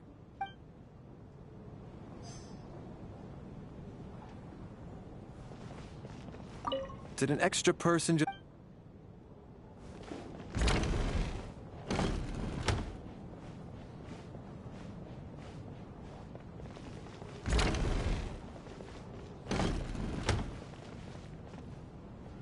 Tonya, did you find anything? Not yet. Still looking. So... Are we supposed to be looking for something paranormal? I think I'd prefer teaming up with you than looking around on my own. This looks like somebody's notebook. Shall we read it together?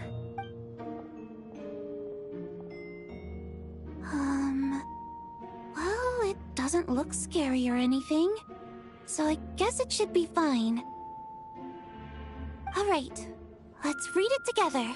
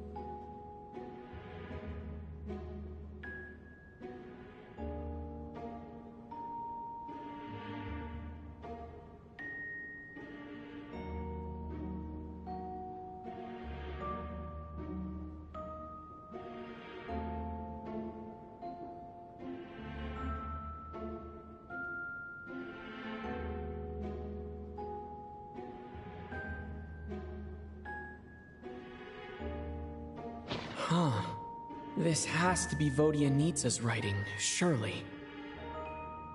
Maybe it's a little rude for us to peek at this.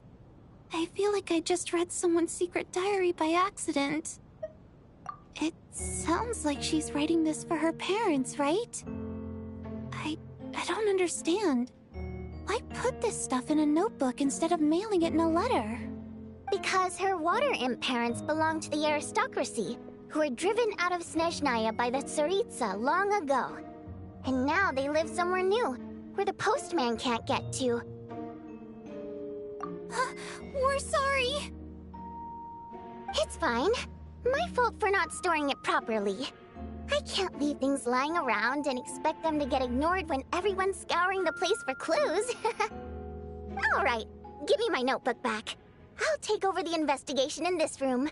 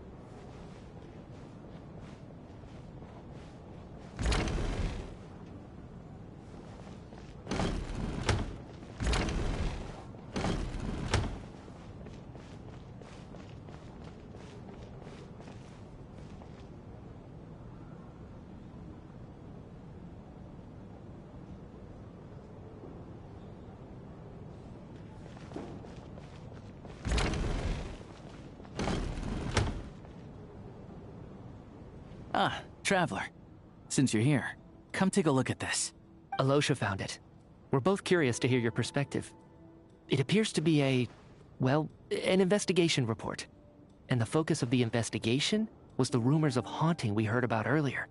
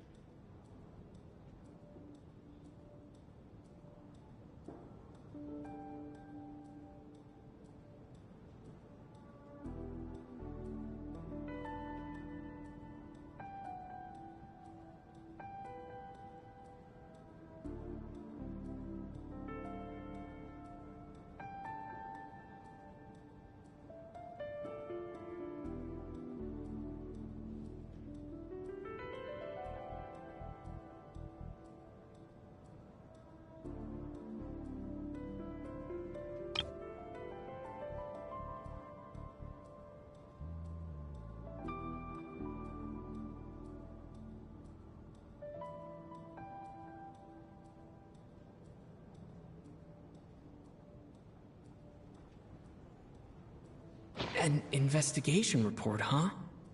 Looks quite old. This person's name looks to be of Sumeru origin to me. Was the investigator from Sumeru? The theater manager must have hired an investigator once specifically to look into this issue. But it doesn't look like anyone ever looked at the report. Presumably, the manager wanted to know if the supposed haunting was dangerous, while also being fearful of word getting out in case it affected the theater's business. Anyway, the bottom line is, the haunting is actually real after all. It's caused by an obstruction in the ley lines. Is there any chance this is the key to finally making some progress with the murder cases? Ley line problems are pretty unexceptional to me by this point. And while it certainly offers an explanation for the ghosts, it's hard to imagine what connection it could have to these two murder cases. Some of the language that appears at the very end of the report caught my eye. Angel civilization, ley line renovation? My area of research doesn't touch on any of that, so it's completely outside of my wheelhouse. Huh? A piece of paper just fell out from the report. It landed right by your feet.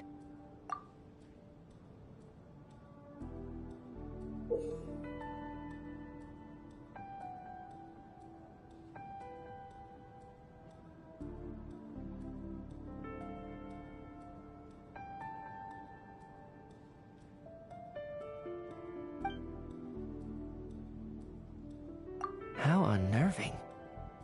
It was tucked inside the report, so it must be a note left by the author.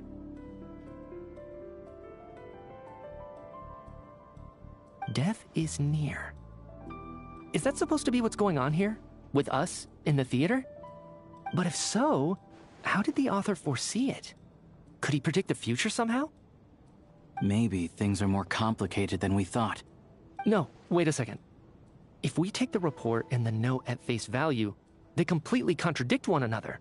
The report definitively concludes that the hauntings in the theater are harmless and cannot affect the real world. But the note seems to be warning of potential danger. The question is, what exactly does the note mean by death?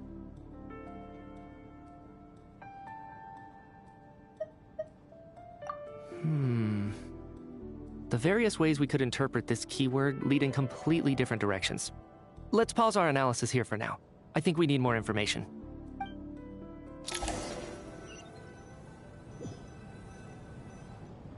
If we take all this together, it's not impossible, is it? If anything, it's the natural conclusion. Oh, I beg to differ. This sounds to me like a product of a researcher's vivid imagination.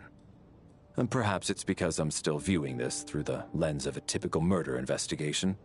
But still, I'm struggling to be persuaded by your theory.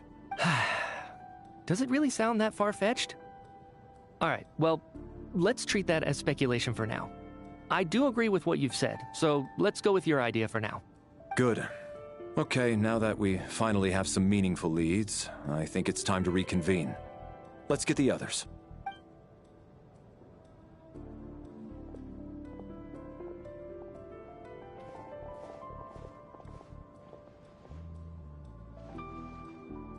So, that's about everything we've discovered so far. I'll share my theory first.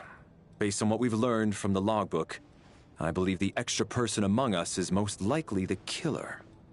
If the killer had simply bought a ticket, it would have greatly increased the risk of their identity being exposed. I expect he or she either hid in the theater ahead of time, or found a way to slip past the ticket inspection. They then blended in with the group and waited for an opportunity to strike. What about the note found in the investigation report? Any thoughts on how that fits in? The killer may have simply planted it there as some sort of sick joke. I've seen my fair share of psychopathic killers. They love playing cryptic mind games. So, it has nothing to do with the haunting of the theater after all.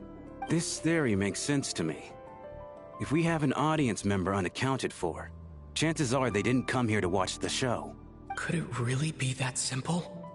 So, in other words, all we have to do is find out who got in here without a ticket, and all our problems will be solved?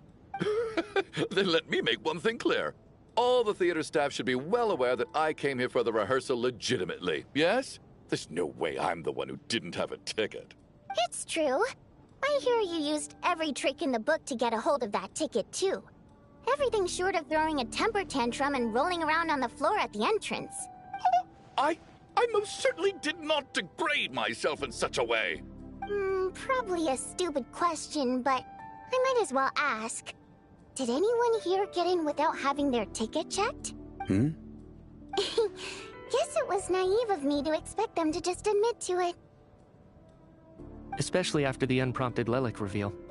Once was already a miracle. Twice would be unfathomable.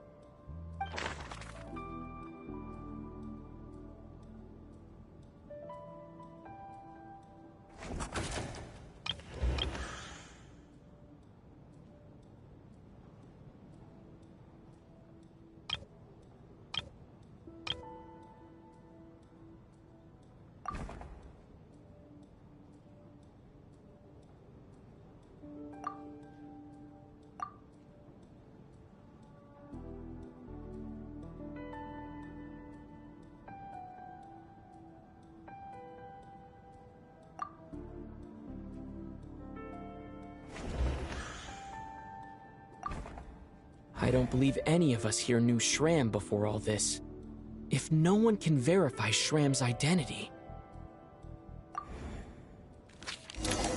Mr. Shram, did you really go through the ticket inspection to get in here?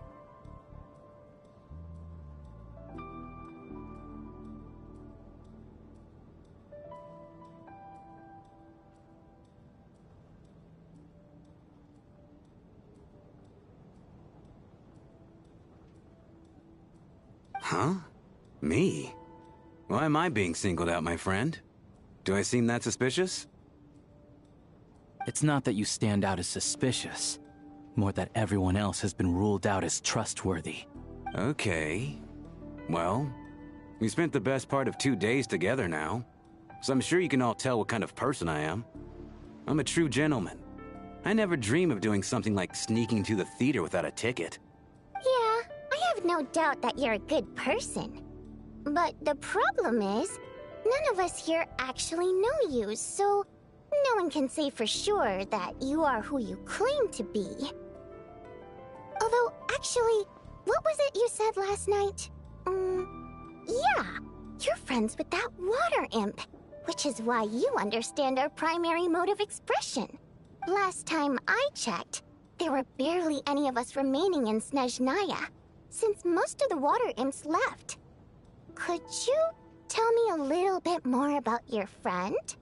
There's a good chance I actually know her. And I suppose it's also kind of a way for everyone else to get to know you a little better.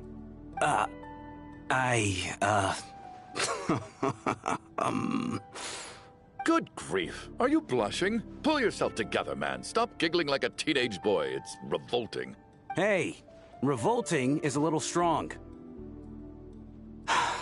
All right, fine. I'll admit it. That water imp friend of mine, the truth is, we're dating. I was just a bodyguard hired by our family. But the stars must have aligned, because sparks began to fly between me and their daughter. Never in my wildest dreams did I think I'd get so lucky. We don't need details. Just get to the point. Okay. I'm just a little hesitant to reveal her name, that's all. You know how it is. These are delicate times. Even with me to protect her. If word gets out that she's dating a human, both the Fae and human factions will give her a hard time. Really? Wait, no. That can't be. Huh? Shram, what the devil are you talking about? Why is everyone looking at me like that? Surely you can understand where I'm coming from. Delicate times? Factions? Yes? You know, the Civil War? Last time I checked, the Fae and the humans were still at each other's throats. If I'm not mistaken, the last significant civil war in Snezhnaya history was over 400 years ago, when Her Majesty the Tsaritsa had just taken the throne and was consolidating her reign. What do you mean, 400 years ago? What's going on here? Is Shram from the past? All right, Mr. Mitya, you win this round. As far-fetched as it is, it appears that your theory may be correct.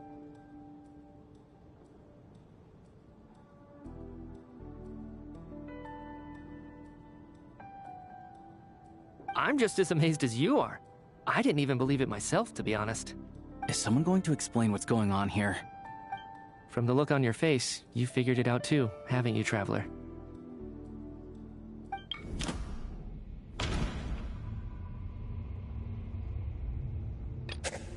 That seems to be the case.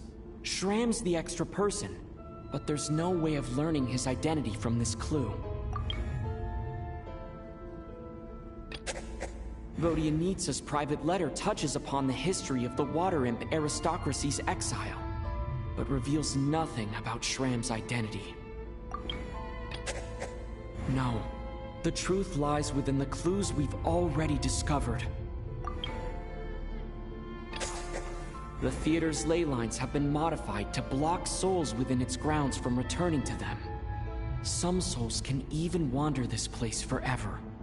Mr. Shram's statement proves he is from hundreds of years ago. And according to the investigation report on the theater hauntings, Mr. Shram is very likely a lost soul wandering the theater.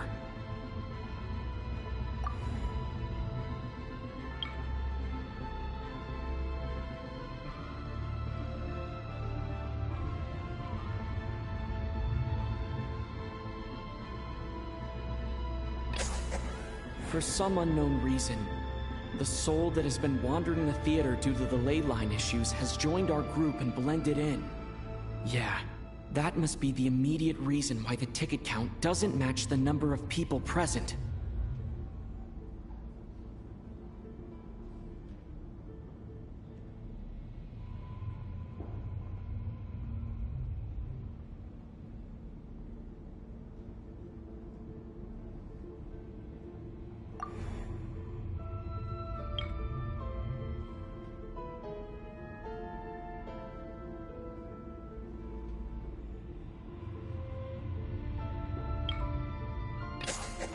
The contents of the investigation report have been verified. There are indeed ley line issues and wandering souls in the theater.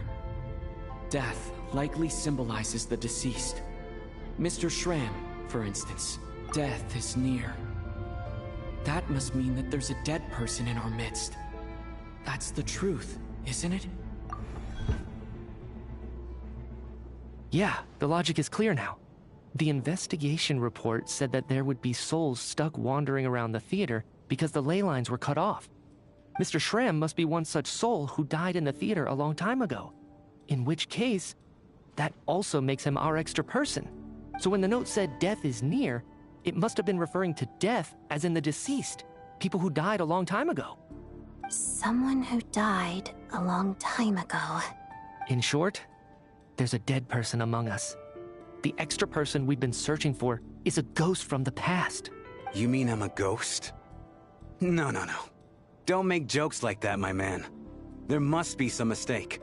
But even if I was dead, I know for a fact I didn't kill anyone these past 2 nights. Yeah, even if all that's true, the report also said the souls inside the theater can't affect reality, right? They're harmless. Then what if the problem isn't the souls at all, but the ley lines themselves?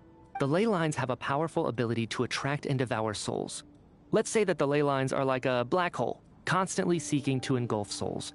But the souls that don't want to return are trying to avoid being sucked in. Huh. Why does this analogy sound so familiar? What happens when the black hole can't achieve its goal? I'm only speculating here, but what if it ended up swallowing innocent souls by mistake, or intentionally taking other souls to compensate? That could explain why we weren't able to determine a cause of death. If you're right, and their souls were devoured by the ley lines, it does make some sense. It does seem to explain a lot of the things we couldn't make sense of. Does that mean it's true? Except there's no concrete evidence. Mitya is relying on a lot of logical leaps. Still, it seems like the best explanation we have under the circumstances.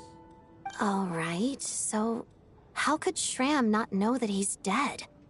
Seems a little unlikely that he hasn't noticed anything unusual even after several days interacting with us. On the contrary, it's perfectly normal for a soul to wander the theater for centuries without questioning their existence or reason for being there. It's simply what's natural for them.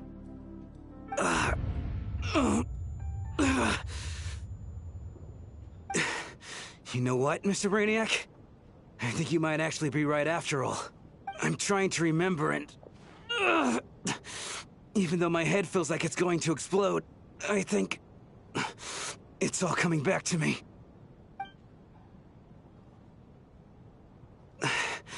I was the one who didn't want to remember my own death, so I forced myself to forget. Well, I'm sure those are painful memories.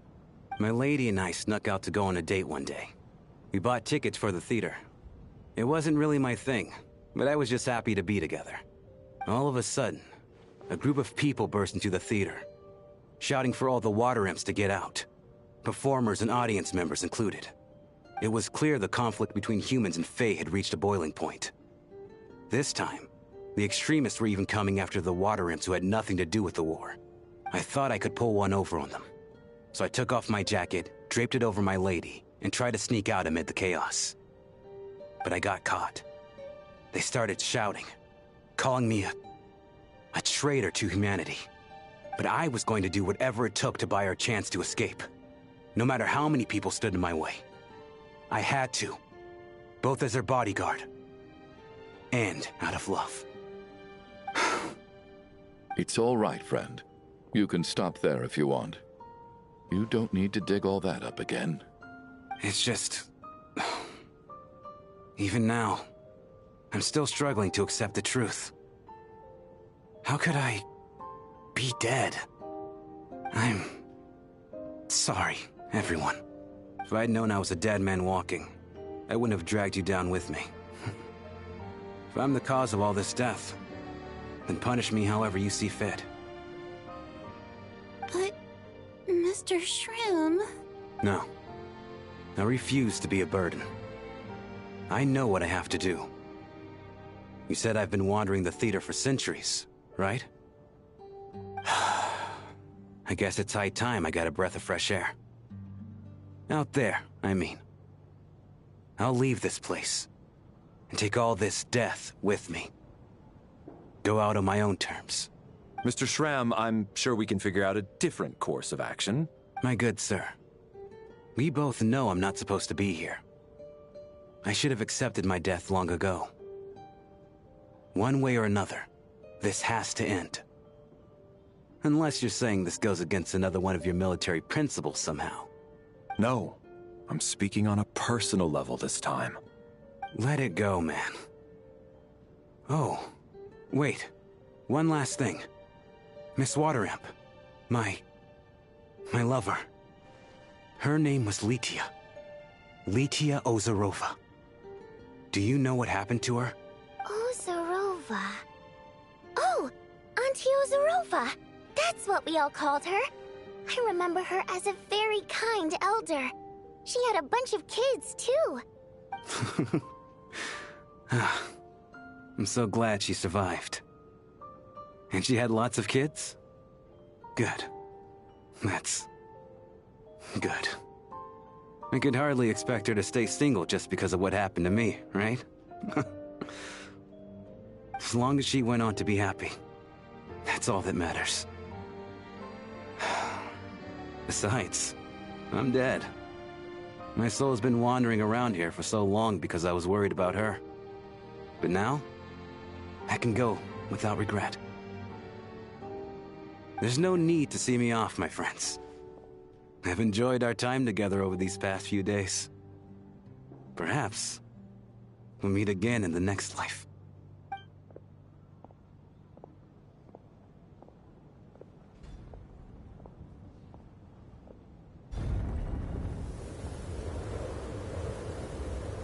Take care, my man. I know Mr. Shram was already dead, but I still feel so sad. Death is cruel, no matter how we might try to make sense of it. So, was the conflict between Fae and humans really that bad back then? I was only little, so I don't remember much. It's terrible to think that so many innocent people had their lives turned upside down. Even the historical records about that time period don't say much about it. All people know is that the Tsaritsa founded the Fatui, drove out most of the Fae aristocracy without explanation, then used her terrifying power to suppress the humans. It seems to me like the Tsaritsa chose to make herself the enemy. She downplayed the conflict, directing whatever animosity both sides had for each other at herself instead. That's also why, despite how brutal the conflict was at the time, there hasn't been much lingering tension between humans and Fae since. Things have been fairly harmonious for the past few centuries. So, the Tsaritsa banished the Fae to protect the Fae living in the city? She offered herself up to be hated in exchange for peace. Maybe it's not quite as bad as it sounds. I don't think Her Majesty is too concerned if mortals hate her or not. And besides, there are very few who truly do. All this time, I had no idea. All right. If Mitia's theory is correct, then I think we can consider this matter settled. Let's all take a break. Ugh, if only this blasted storm wasn't still raging on.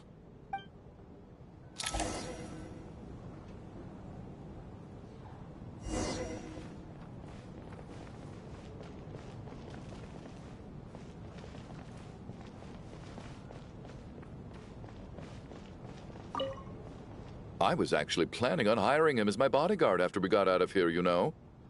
Oh, poor guy.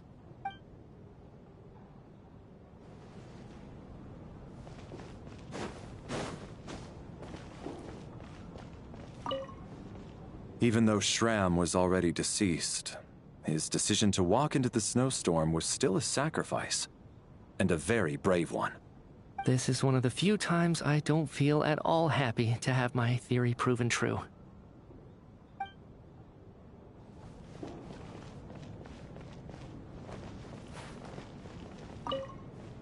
Well, at least it seems like Mr. Shram stayed optimistic until the end.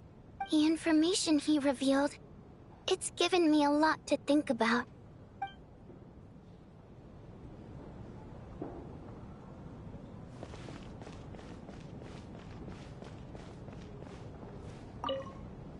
At least the lingering regret that kept him here has been put to rest. that's not necessarily a bad thing.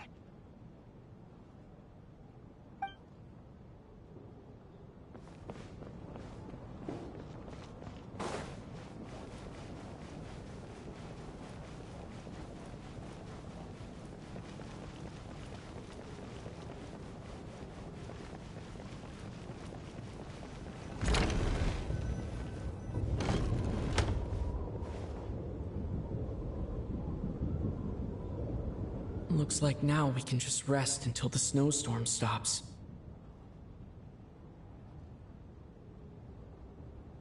I still can't believe Shram turned out to be a ghost who'd been in the theater for hundreds of years. To think he was dead this whole time. What a strange turn of events. Knock knock. Huh? Knock knock. You know the door isn't closed, right? You don't have to knock. Think of it as a signal then. When I'm entering someone else's room and I knock, I'm here as Odette. If I don't knock, it's Lelik. Thanks. So, why did you come to find me? Is there something I can help with? Vodyanitsa said you knew about my secret identity from the start. But when everyone was discussing who Lelik could be, you were worried that revealing what you knew would be unfair to me. So you kept it to yourself, right? Yes. I'm extremely grateful for that. It's nothing. I mean, you didn't hold what happened with Signora against me, so I should thank you for that as well. Actually, there's something else as well. I found myself in a situation similar to the one you were in when you helped conceal my identity. So I thought I'd come and ask you for advice. It's about Mitya. Before all of this, the last time I saw him, he was dead. As I'm sure you know, my goal as Lelik was to stop Project Snezhnaya. Well, when I found out the tech lead for the experiment behind Project Snezhnaya was Mitya, I immediately started planning to track him down and threaten him to back out. I often saw him around the theater, but I soon concluded that making my move there would risk exposing my identity. So I decided to infiltrate the Armory Palace and go directly to his lab. That way, the threat would be much more effective. Well, I suppose there was a bit of luck involved, but I am a Fatus, so I already had some familiarity with the building's layout. But when I finally made it to his lab, Mitya seemed to be dead. I checked his breathing and his pulse. He had no vital signs whatsoever. I'm certain of that. I thought maybe another anti-Project Snezhnaya activist had beaten me to it, and chosen a much more brutal method. So I made myself scarce. That's why you were so on guard around Mitya that first night here. Yes. When I saw him sitting in the audience during the performance, I could barely contain the shock. To me, it was a miracle. Somehow, he'd come back from the dead. But then, the murders started happening and things got so complicated that it wasn't really at the front of my mind. That is, until Mitya himself said there must be a dead person among us. Then, I couldn't ignore it any longer. And yet, you thought that bringing it up right away would single Mitya out. Just like when everyone was suspecting Lelik. Exactly. I thought there could be something I was missing. Besides, we soon figured out that Mr. Shram was a ghost. And we knew there was only one extra person. So we thought he had to be the one. But now, it seems like there's another candidate. I understand why you kept it to yourself. There was so much information being thrown around during that discussion. Bringing up Mitya would have just introduced more confusion. So, what do you think we should do? Let me confirm one thing first. When was it that you found Mitya dead? Around a week ago. Sometime in the afternoon. A week ago? That's earlier than I thought. I saw him just a few days ago at a restaurant. That definitely would have been after you found him dead. He seemed completely normal to me. Chatting with Vodyanitsa, trying to avoid Valeri. So he was definitely alive on that day. Huh. Well, all I can say is I know what I saw. Here's a thought. The reason we even suspected a dead person could be among us was because of the problem with the theater's ley lines. But Mitya's death happened inside the Armory Palace. The ley lines affecting the theater shouldn't reach that far. You're right. I guess he doesn't fit the profile of the person we were searching for. I think the chances of it being him are very low. Surely he can't have died for real in the Armory Palace. Unless... Unless what? Unless he really did come back from the dead. You're right. Do you think we need to disclose this to the others? Huh, what's this? A private meet and greet? Where do I line up? That's not what's going on here. Well, I was just making the rounds. Thought I'd try to lighten the mood a bit. Vodyanitsa's handing out food if you're hungry.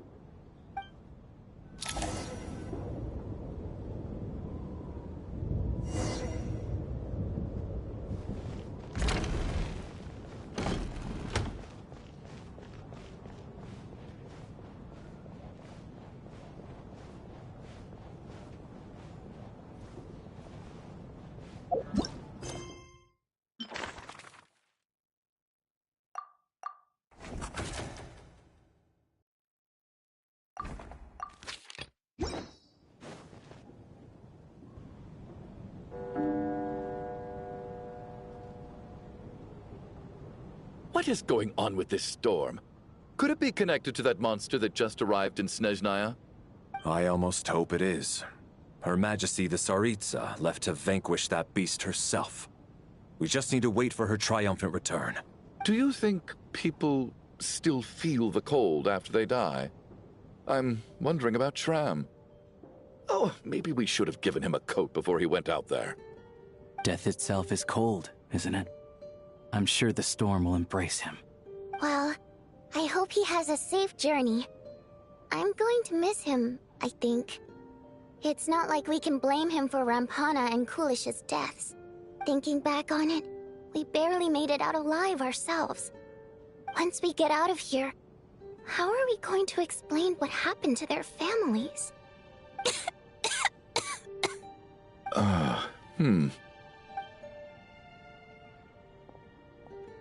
Are you okay?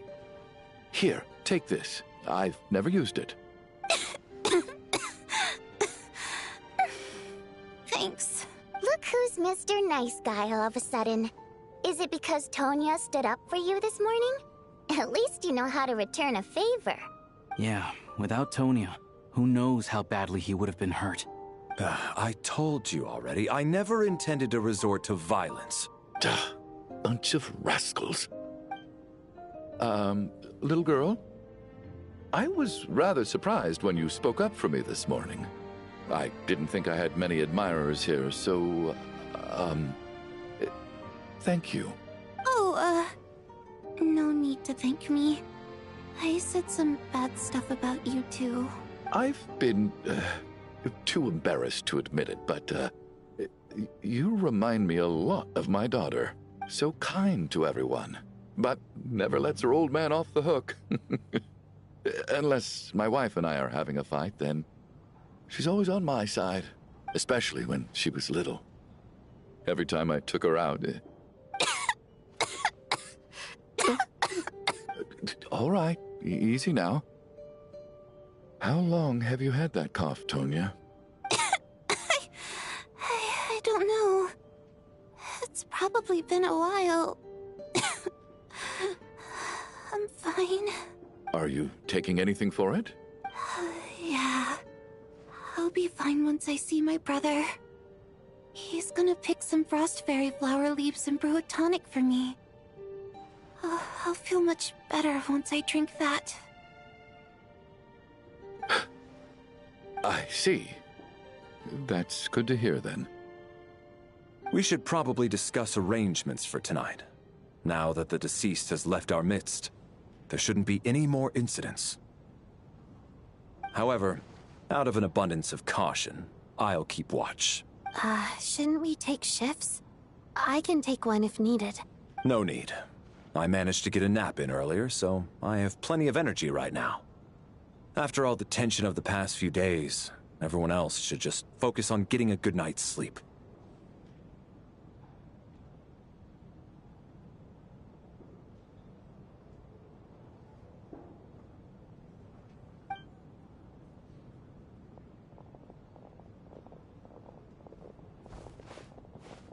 What a long day. This whole situation turned out to be way more complicated than I expected. But Valeri's right. I should just try to calm down and get some rest. The last thing I want is to give myself nightmares.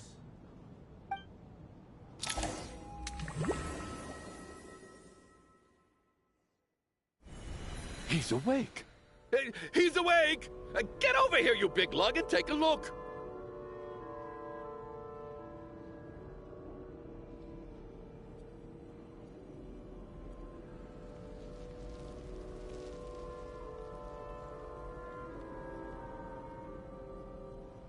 If you must call me something, call me Mr. Door. The Black Mist is coming. You need to go. Are you all right? Can you walk? We just got attacked by monsters on our way up. That Mr. Door fellow protected us. He just seemed to come out of nowhere. Not much of a talker, but when it comes to taking down monsters, that man doesn't hold back. Curses! The Black Mist is catching up to us. We need to keep going. Mr. Door, I don't believe I've ever seen you around here before. Why is that? There's no need to try to get to know me. I'm just Mr. Door. I have to find the door that belongs to me. Oh, Mr. Door! Monsters! Looking for Get rid of them! I can just push these ones off. No need to thank me. This is where my duty lies.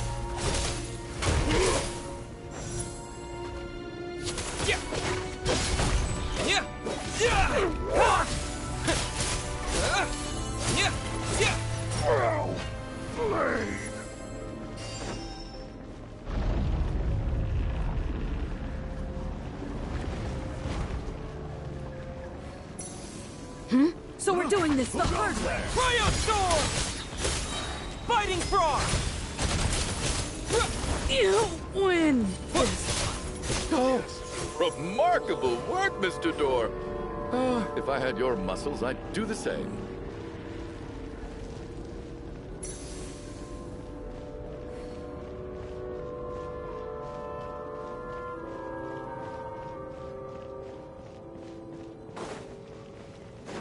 Are none of these doors the one you're looking for? No.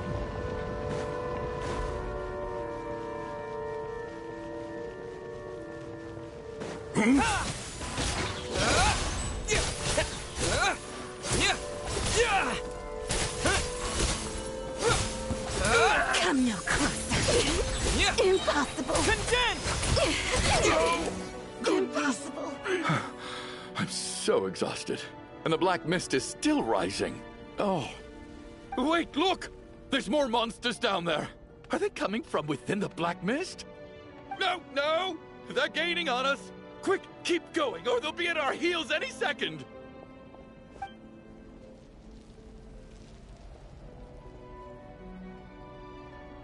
Mr. Door, what are you doing? We need to get out of here. They're coming! Found it. This is my door. What? You mean you're going to stay here? I am a door. This is where my duty lies. No! You saved us. We can't leave you behind. You must keep going. A door can only keep things out for so long. You must make haste. But... Oh, you're right. Let's go. We can't let Mr. Door's sacrifice be in vain.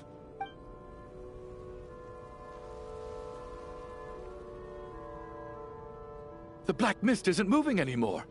Looks like both the monsters and Mr. Door are gone. I didn't just imagine all that, did I? Surely I wasn't so scared out of my mind that I hallucinated a door as a human being. Oh, okay, good. There's no way we both hallucinated the same thing. Hmm? Getting sleepy? Well, looks like we're safe for now. Go ahead. Let's get some rest.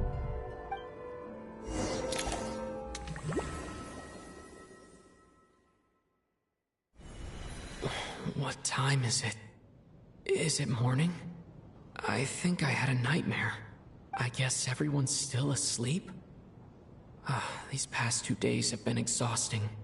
Valeri's keeping watch though, so he's probably the only one awake. Valeri?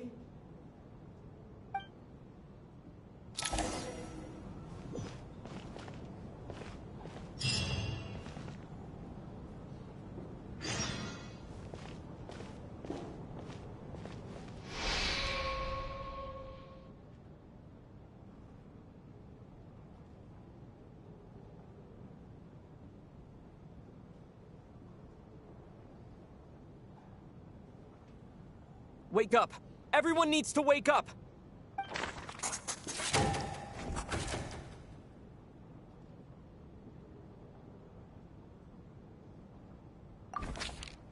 Just like the last 2 nights. No clear cause of death. I've been a real thorn in your side, haven't I, Mr. Valeri? Now you can rest in peace. But for me, life will be all the duller for not having to run away from you, my friend.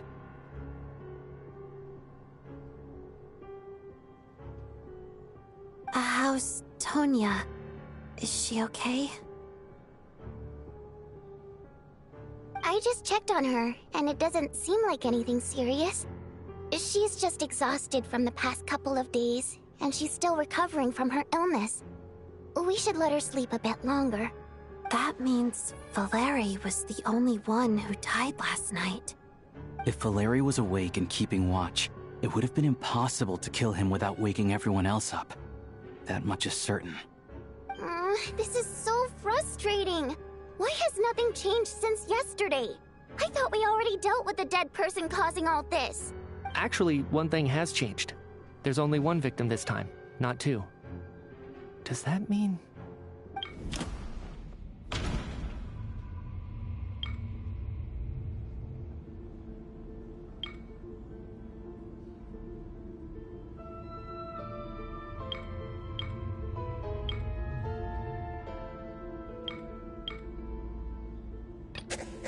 But Mr. Schramm was already deceased to start with. That doesn't seem very likely. Can a death at night even be defended against? This logic seems baseless to me.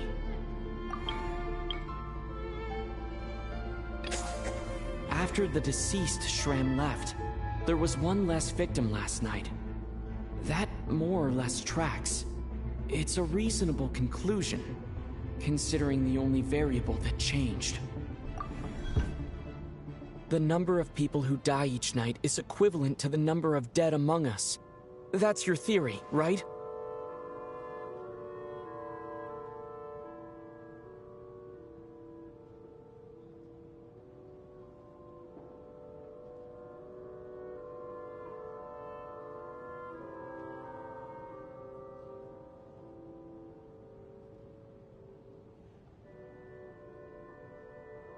Exactly.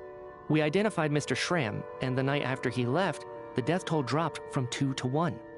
By that logic, there must be 1 more dead person left among us. Another one? But there was only 1 person unaccounted for in the ticket checks, right? The head count should match up now. Having an extra person was definitely a cause for alarm, but being 1 person short isn't nearly as unusual. Someone could have left in the middle of the show, or made it out before the storm hit. 1 more dead person among us. If Mitya's theory is right, then what Odette told me seems a lot more relevant. It's just, at the time, we had no reason to think there was more than 1 dead person. If only we'd taken it more seriously as a possibility, maybe this could have been avoided. I'm sorry. This is my fault. I had information that could have been helpful, but I held back. I should have brought it up right away. I'm partly to blame as well. I was too quick to dismiss Odette's concerns. What is this about? What have you two been getting up to behind my back? Sounds like there's some big news you've been keeping from the rest of us. Well, we're all ears.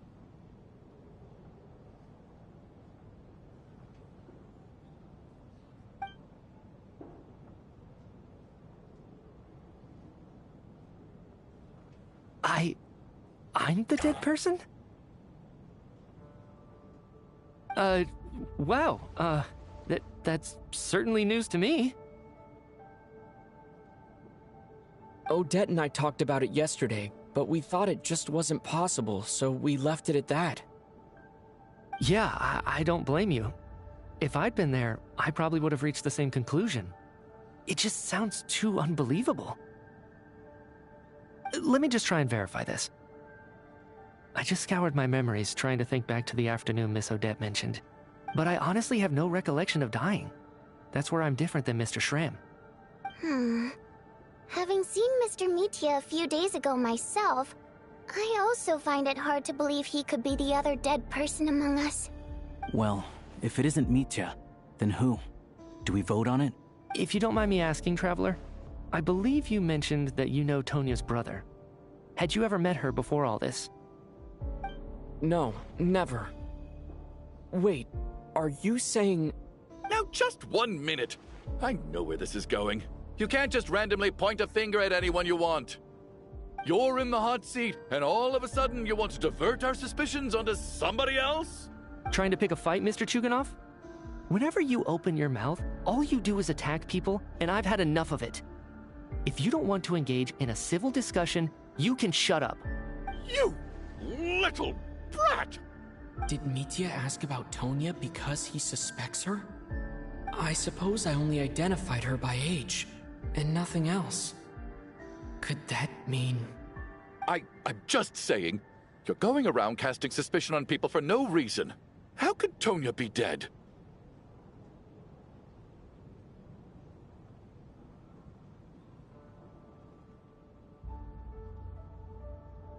I can vouch for her, if nothing else. I've seen her before.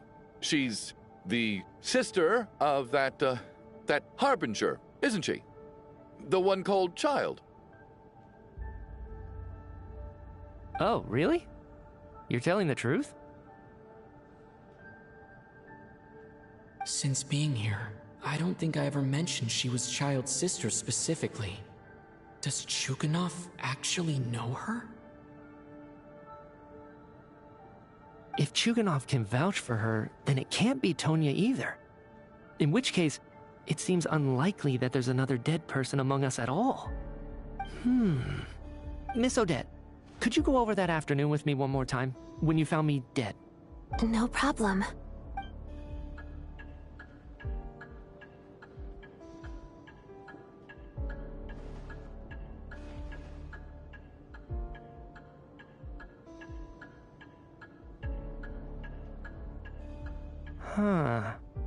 No matter how hard I try, I just can't remember anything about dying.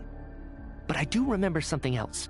Miss Vojanitsa, during our last meal together, I told you how some of the researchers were suffering from temporary memory loss.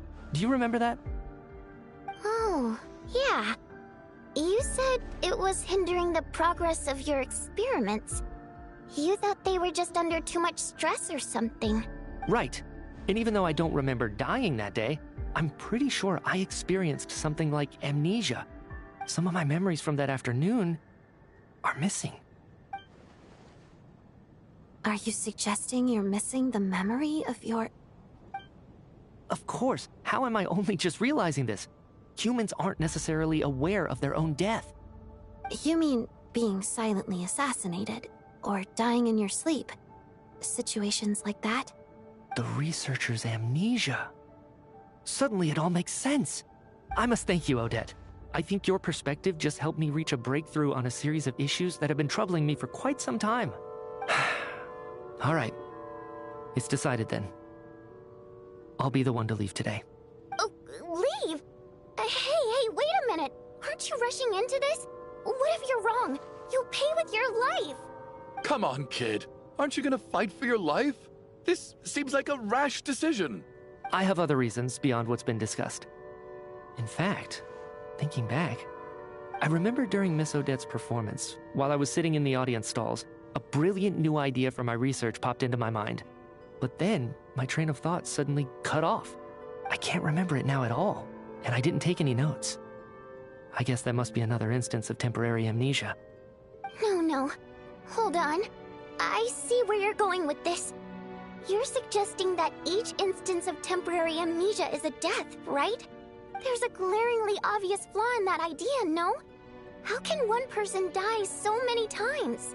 I believe Miss Odette's account. During the period where my memory is blank, I must have been either dead or in a similar state. All it would take is for the same thing to happen in the theater, and I would come under the effect of the ley lines in this vicinity. This increases the likelihood of me being the deceased, does it not? But... There's no evidence to suggest that anyone other than me is a candidate for the deceased. So allow me, as a scientist, to treat this as an experiment. Please relax, everyone. I don't think things are as bad as they may seem. If I really am the deceased, then to leave the theater will be a relief for me. If, on the other hand, I'm still alive right now, well, apparently you've all witnessed my resurrection recently anyway. Who's to say I won't return from the dead again this time? Mitya's right. This is the only thing we can try right now. I think he's deliberately downplaying the gravity of the situation, though. He probably doesn't want to burden everyone. What is a scientist if not someone who gambles on experiment after experiment in an attempt to obtain the truth? With this snowstorm, the ley line phenomenon, ghosts of the dead, and my amnesia, we've been paralyzed by not knowing and powerless to do anything about it. It's a terrible feeling. But if I do get resurrected, you can be sure that I'll come back with the truth of all this. Just you wait.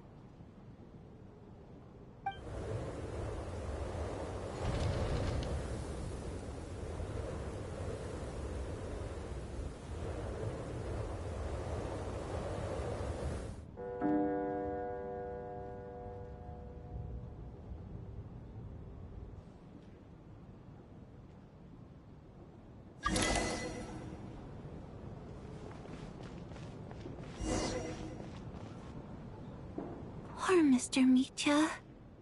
I didn't even get to see him one last time. Maybe it's a good thing that you weren't there to see it. It was a hard thing to watch. I hate goodbyes. Why does it feel like everyone around me is slowly disappearing? Not just in here, I mean. In the outside world, too. Maybe it's the realization that, at the end of life, everyone has to face it alone. Come to think of it, the main reason we're still alive right now is pure luck. Each morning here, for every one of us, there's the chance that we might not wake up. You could take it a step further and say that the same is true outside, too. Who can never be 100% sure when they drift off to sleep that they'll open their eyes again in the morning? If I make it out of here, I'm going to cherish every moment that I'm awake and live without any regrets. Without regrets? I feel like a strange sense of anxiety has been quietly growing inside me over the last 2 days.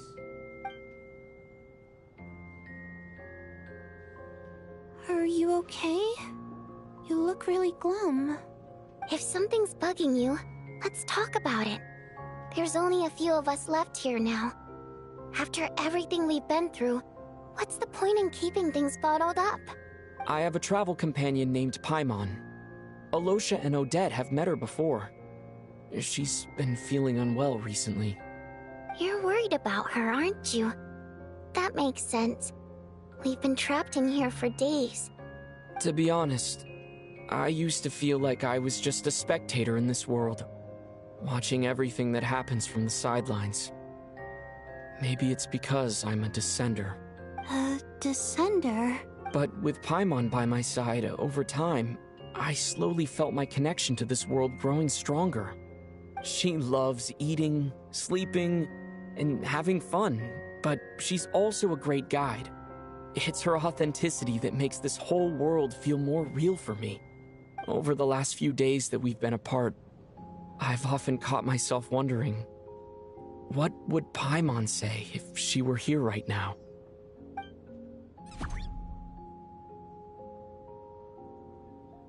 But by the time I snap out of it, the conversation has already moved on, and I'm still in my own little world. I'm trying to overcome this sense of detachment, but I really miss Paimon. I guess, in a way, she means the whole world to me. I bet she misses you when you're not there as well. Maybe you're her entire world too. I don't know if this will make you feel any better, but back when the water imps left Snezhnaya in droves, I also felt like the whole world was suddenly empty. I could be surrounded by people all smiling and having fun, and still feel completely separate from it. So, I totally understand how you feel. Later on, I started to think, maybe accepting the fact that our loved ones won't always be with us is something that takes a lifetime. All we can do is cherish their companionship from moment to moment. So, once we get out of here, you better hurry back to our side as fast as you can. You can't let your story end in regret. That's the trope I hate the most. Thank you. That's exactly what I needed to hear. But Vodyanitsa, if you hate goodbyes too, why didn't you leave with your people? That's just the choice I made. I used to regret it, but I don't anymore. Like I said before, singing is a water imp's primary mode of expression. It's how we convey our emotions. Our songs have echoed through this theater for hundreds of years, each one a story pieced together through moments of joy and sorrow. But does a story exist without someone to read it? To me, the answer is no. So I made the choice to stay. That way, there would still be someone left to sing these songs and listen to their stories. Otherwise, they could have been lost forever. Could you teach me how to understand your people's songs sometime? I want to be able to truly hear them, like Mr. Shram. A fan after my own heart. Thank you, Tonya. How about I sing something for you, and you tell me what you hear? Okay, I'll do my best.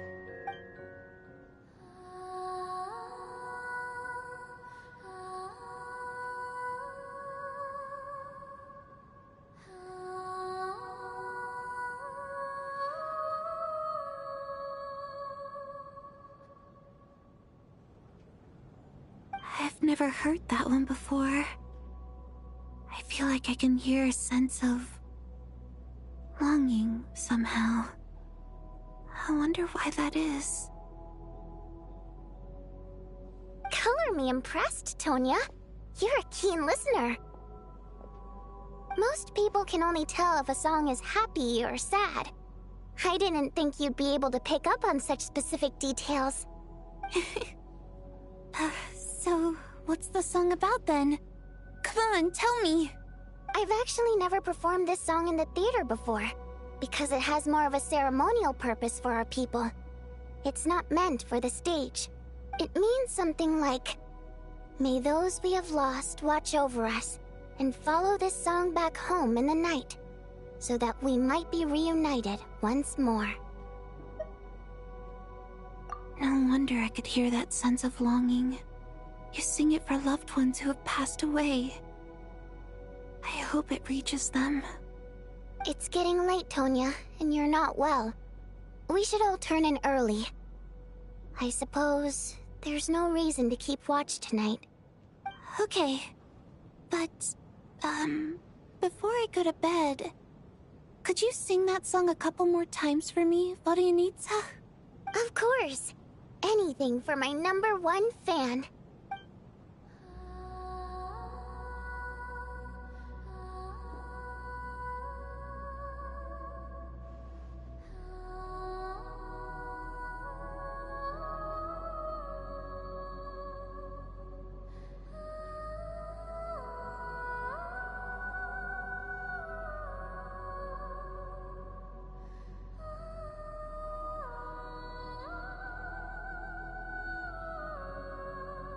Once I get out of here, I definitely don't plan on ever coming back. But I guess that means I'll never get to hear Vodyanitsa sing again. That's a sad thought.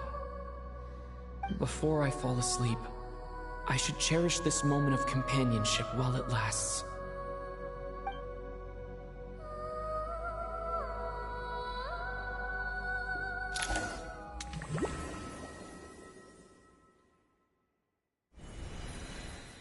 Where am I? It's so dark in here, and I feel kind of dizzy. Am I alone?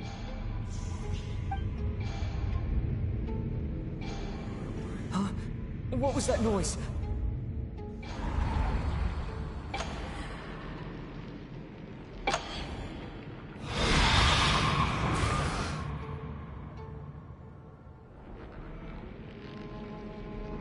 Return, O spirits.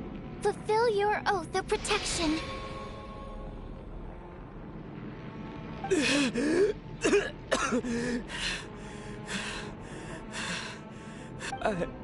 I'm alive? What just happened? No time for questions. Quick, over here. Turn on the switch. We need to bring back the light.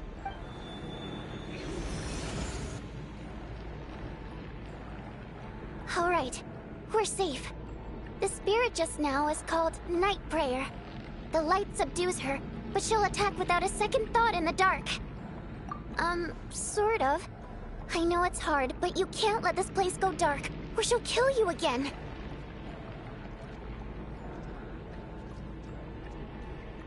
Yep. Luckily, I was here to resurrect you. Otherwise, that'd have been a real bummer. A bit more than a bummer, I'd say. Wait, so you have the ability to resurrect people? Sure I do. I'm your guardian spirit after all. I specialize in soul recall. Oh, it's nice to meet you, by the way. Thanks. It's nice to meet you too.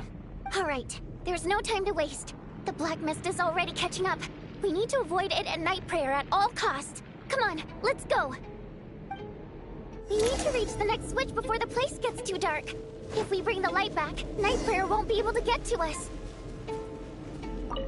Sweet, sweet light! It's back!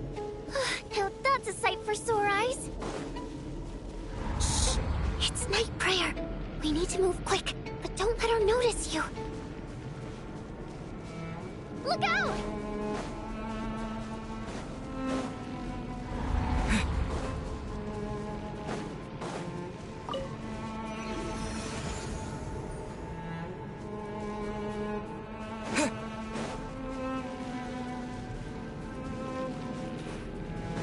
The next switch is over there.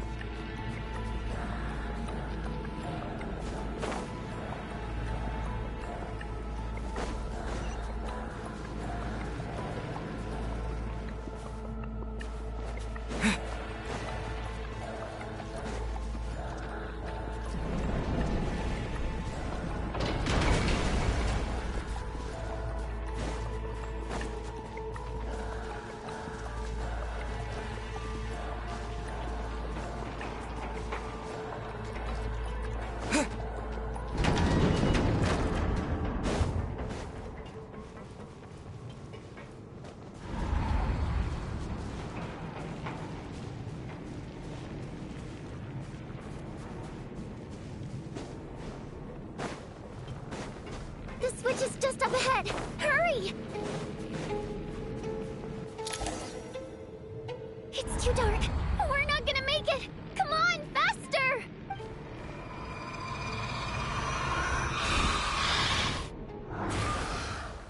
Traveler! I won't let you die like this. Not on my watch.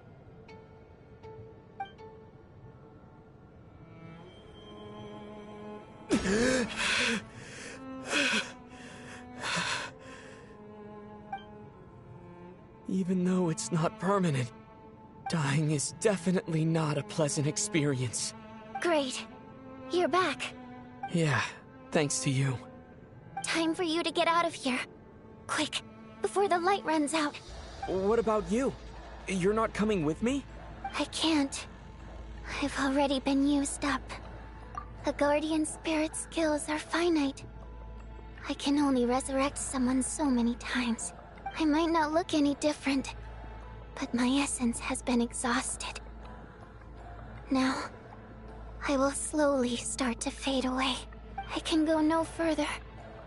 The black mist is where I belong. It's okay. Why didn't you tell me sooner? Because it wouldn't have changed anything. That knowledge would have just burdened you. And a guardian spirit's role is to protect. But... Go. Now, before it's too late. I already hear Night Prayer approaching.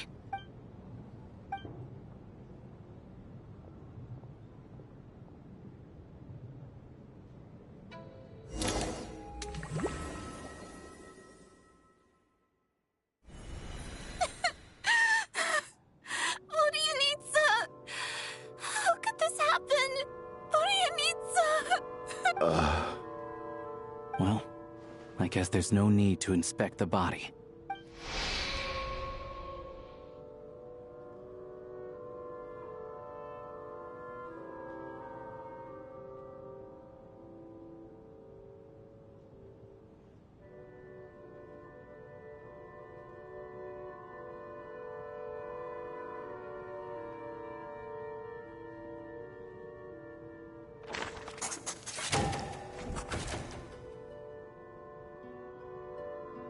This wasn't supposed to happen. You lied to us, didn't you, Chuganov? You've been lying from the start. Take a long, hard look at yourself before you go around accusing other people. I suspected you on day one, Lelik, and now look where we are. By some strange coincidence, you've never been targeted. You just happen to have survived this long? No, you should be the prime suspect. And you, little hunter, ever so content with staying on the sidelines. Yet, you were the one who stopped us from leaving from the start! Why are you trying to keep us here? Now you're just lashing out indiscriminately. That's either a sign of anxiety or a guilty conscience. Where was all this passion and bravado before? Decided to fight until the bitter end. Is that it?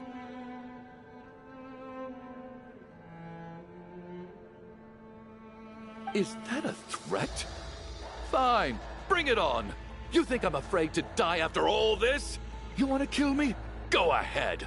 I'd like to see you try. After all the trauma of the past few days, everyone's been pushed to the breaking point. Valeria and Mitya aren't here anymore. Someone else needs to step up and take charge. But first, I need to think this through.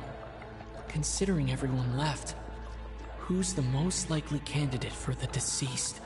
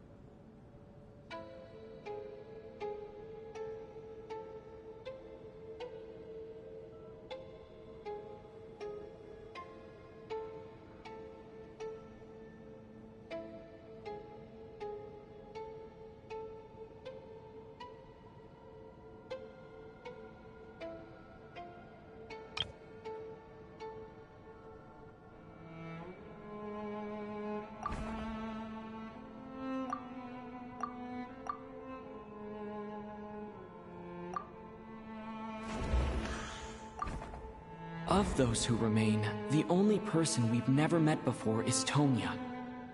There is room to doubt her true identity. People are easily misled by first impressions. Now that I think about it, Child Sister was in fact a label I imposed on her due to my own assumptions. But Mr. Chuganov vouched for Tonya's identity yesterday. with basically no other possibilities left. Could it be?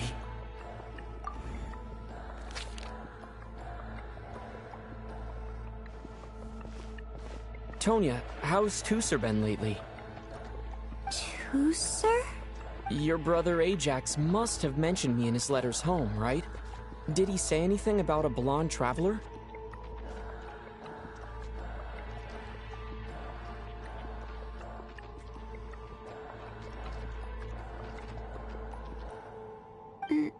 No.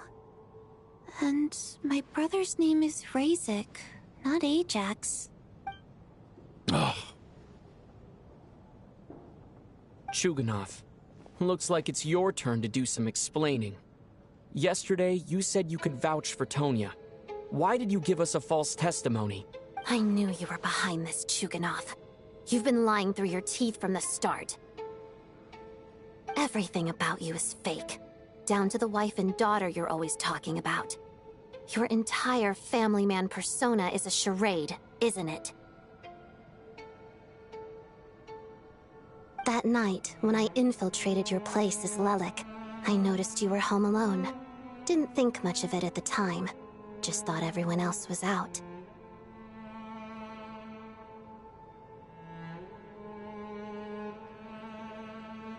But thinking back on it now, that doesn't seem very likely.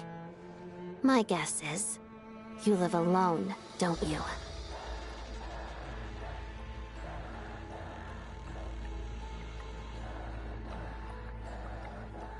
Even that was a lie? But why would he lie about having a family?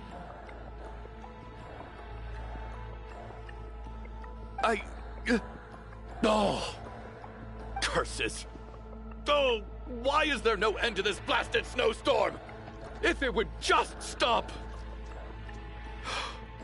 If it would just stop.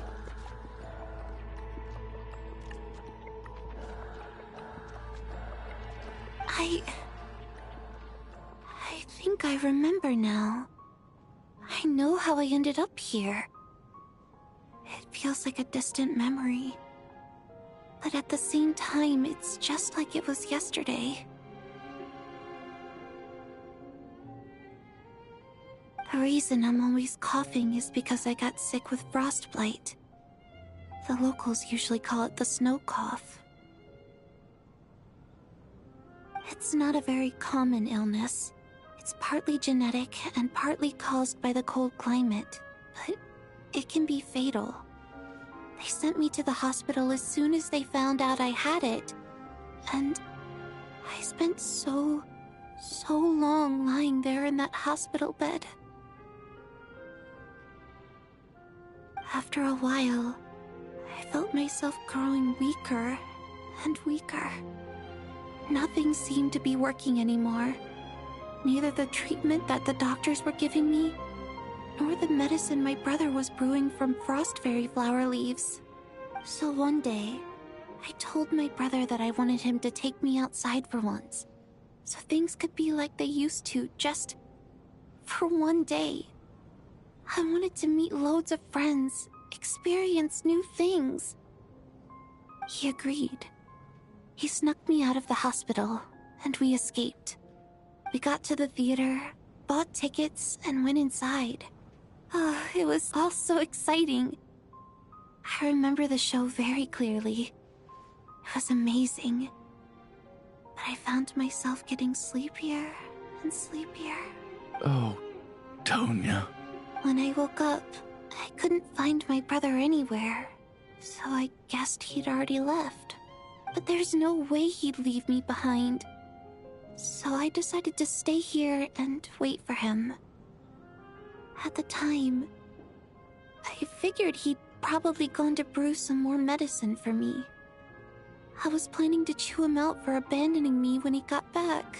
Tonya, it sounds like by then you'd already... Yeah, I know. I understand now.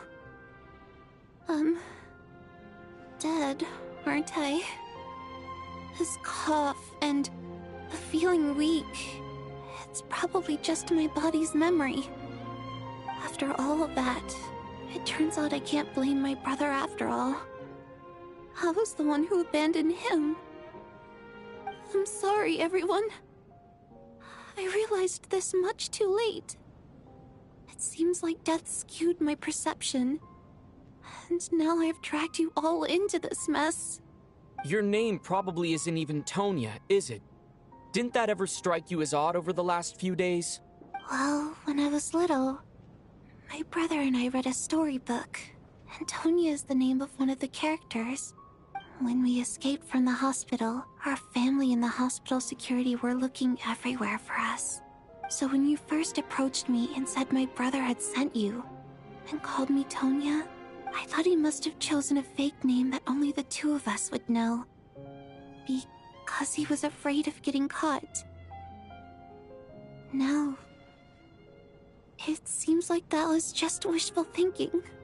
At least your memory of death isn't painful. That is a small comfort. Now it's your turn, Chuganov. Talk to us. I believe no lie is ever told without a reason. You're right. I was lying.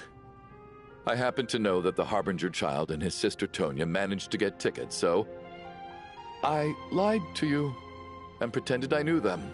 And yes, I was lying about my family too. The truth of the matter is, I lost them a long time ago.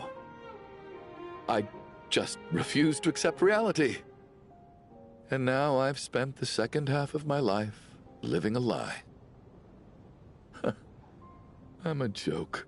My daughter's name was Iskra. And before you ask, yes, Iskra, as in Iskra Manufacturing Plant. She also died from the snow cough. She was just 6 years old. If she were still alive today, she'd be around the same age as little Tonya here. After Iskra passed, my wife couldn't bear to face those memories either. So she chose to start a new life without me. One day when I came home from work and saw the empty room, I felt like I couldn't breathe. Subconsciously, I started to imagine that they were still there. I soon discovered that this was the only thing that made me feel any better, so I just embraced the delusion. Nothing more than a pathetic means of escapism, I know. But at least it's not a crime. So explain your false testimony, then. The night before last, when I was chatting with Tonya, she mentioned that her brother would brew medicine for her from frost fairy flower leaves. Combined with her various symptoms, I suddenly understood everything, including the fact that she was deceased.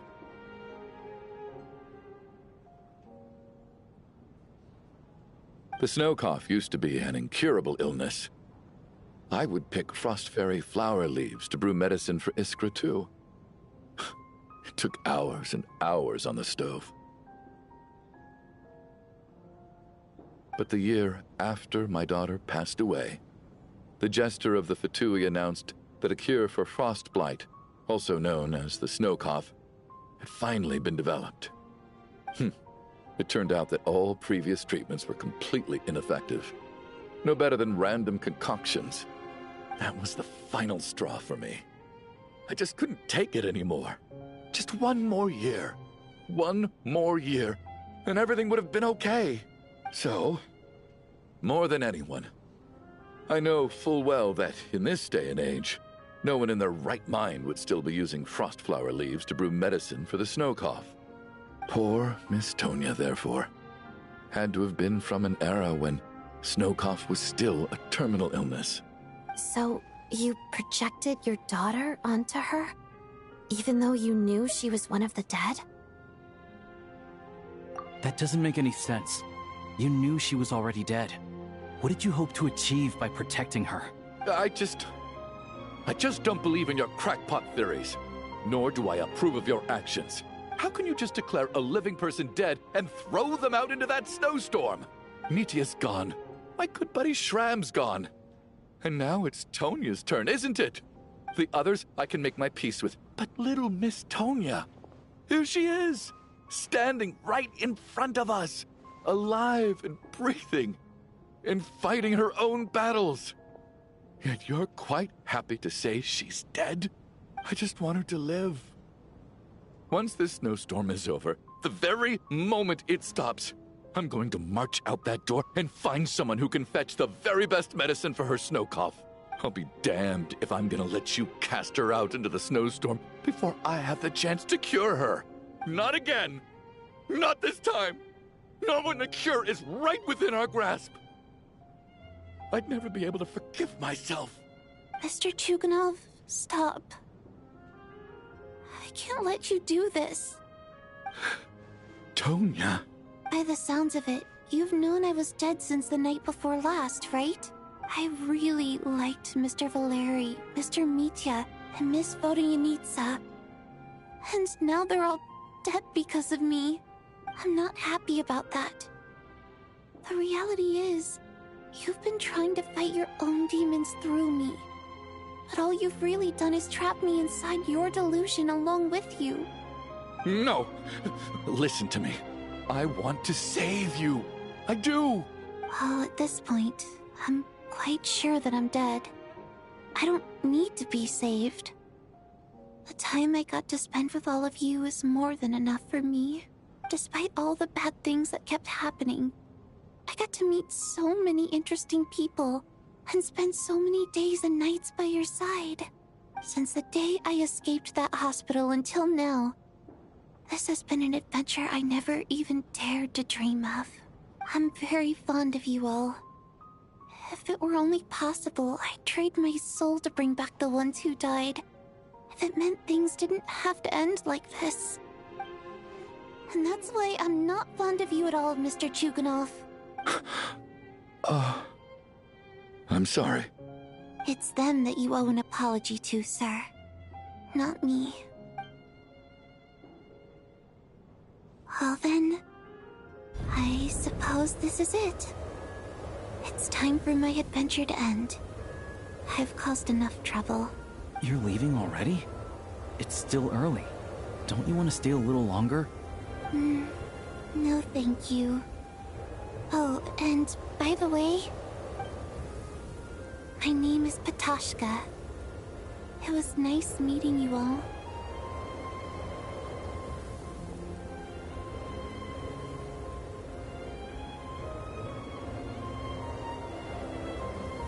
Feels strange that we're only being properly introduced now that it's time to say goodbye. Patashka.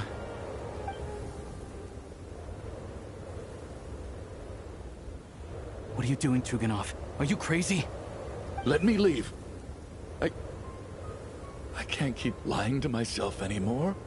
In your dreams. Don't think you're getting off that easy when you had a hand in the deaths of so many people. The Fatui have honed quite an array of enhanced interrogation techniques since they were founded. Once we're out of here, Lelik will personally give you a taste of every last one.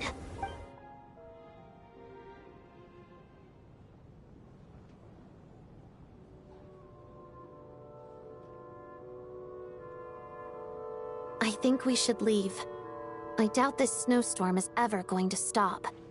For all we know, this storm might have destroyed all of Snezhnaya by now. Maybe even the whole world. Wait, we finally solved the mystery of the haunted theater today. Maybe let's at least try to enjoy tonight? Fair enough. I don't particularly feel like dying in Chuganov's company anyway. And yet you won't let me die first. Hey, Chuganov, on a serious note, if we do make it out of here, you should close down that factory of yours. A lot of people are freezing thanks to you. Is this really the time to be discussing my factory? All right, fine. I'll shut it down. Doesn't matter to me anymore. Am I hearing things? Or was that a knock at the door?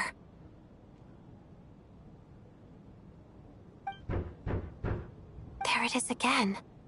But I don't understand. The snowstorm hasn't stopped, has it? Should we open the door?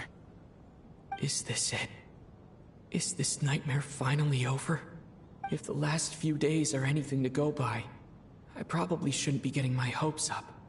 Whatever lies beyond that door at this moment, it could be something even more terrifying than everything we've been through so far.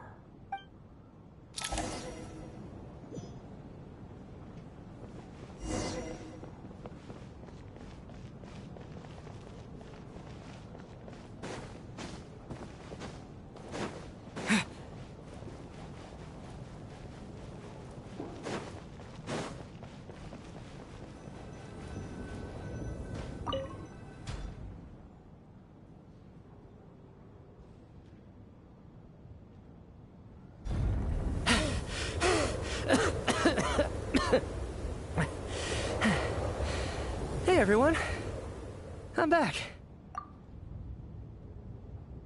How are you doing? Feeling any better? Much better, thanks. Whew, it is so good to have you guys here. I was a little worried that the theater would be empty by the time I got back. Let me see. Tonya and Vodyanitsa are missing, which means Vodyanitsa died last night. And then you discovered that Tonya was the other dead person. Am I right? Not Tonya.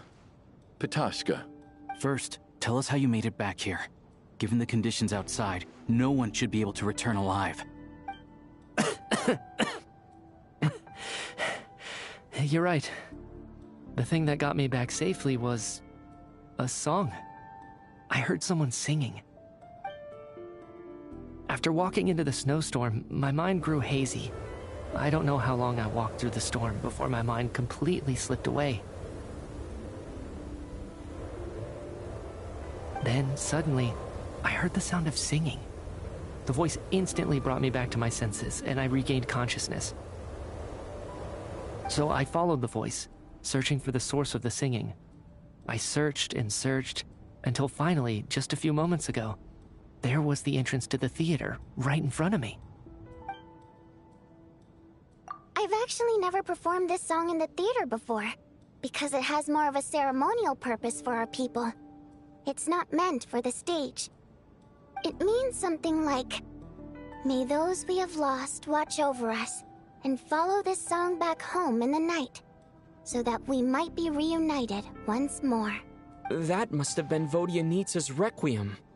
Who knew it actually worked? That song is meant to guide the souls of the dead. Mitya, that must mean that you... Huh. No kidding. Seemed like I guessed right then.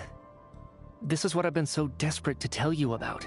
When I first stepped out of the theater, I was still quite lucid. My memory of it is still pretty intact.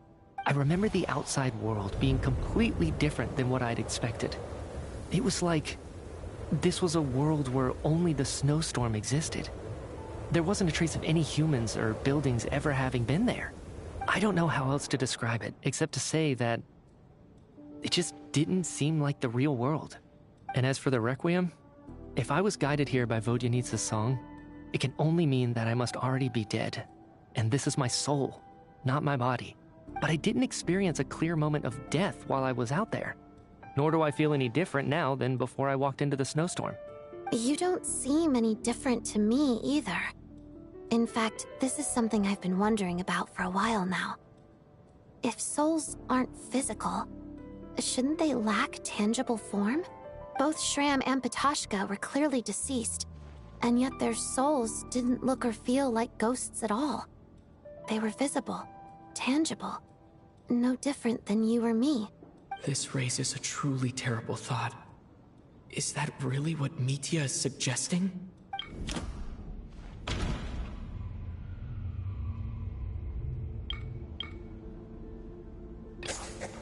Mitya's soul was summoned back by the Requiem, confirming that he is indeed already dead. And yet, he looks no different from us. Of course, if even the long-deceased like Mr. Shram can blend in with us undetected, then maybe we've all been dead from the very start. And all of us are now souls wandering the theater.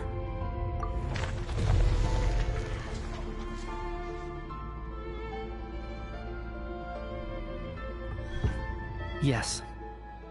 I think that this is probably the afterlife.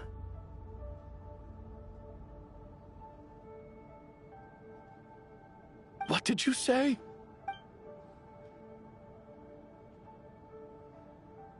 You heard me. We died in the theater. All of us did. But due to an obstruction in the theater's ley lines, our souls are trapped here, while an endless, infinite snowstorm rages outside. It's ironic, really. All that time, we were working so hard to figure out who the deceased among us were, when the truth was, we were all deceased. The only difference being some of us died more recently than others. Do you remember that note, "Death is near"? Seems like we misunderstood what it meant after all. Death was nearer than we wanted to think all along. The note simply meant that all of us were already dead. So all our attempts to survive, our search for the deceased, it was all for nothing? Hard to say. At the very least, we helped 2 lost souls find clarity and go to where they belong. The presence of those 2 is probably what caused our souls to be drawn in by the ley lines. In which case, the deaths we've awoken to over the past few days were just souls returning to the ley lines for good. If what you're saying is true, doesn't that make us the lost souls now? Huh, no wonder. This afternoon, when I was moving Vodyanitsa's body, I noticed that the other bodies in the room hadn't decayed one bit after all these days.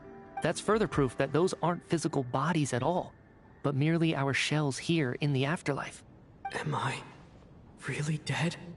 This doesn't feel real to me at all. No, that's impossible. This cannot be how it all ends.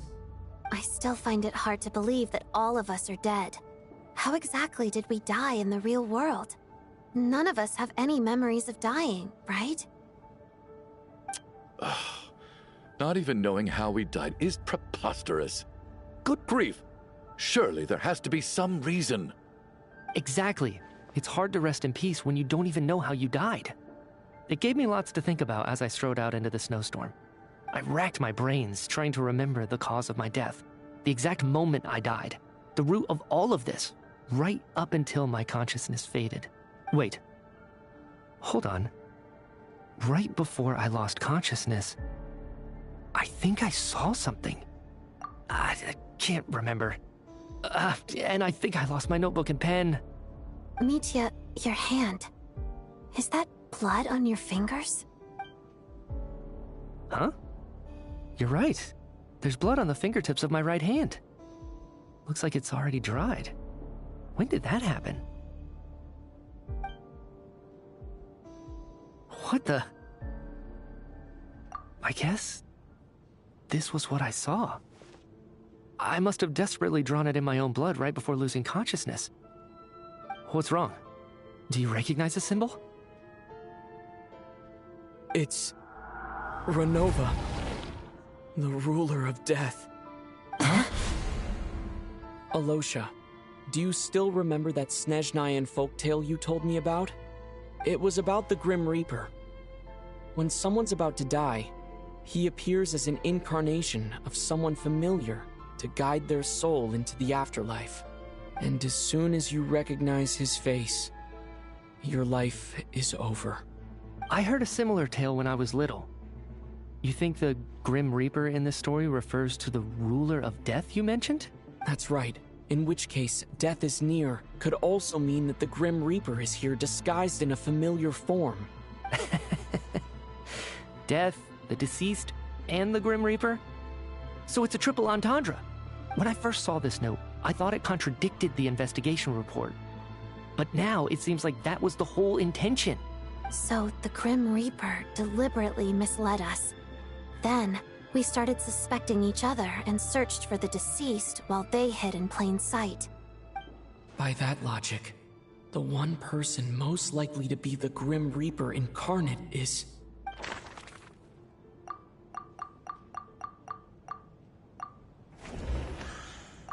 Identifying the Grim Reaper is a major decision to make. I should think it over carefully.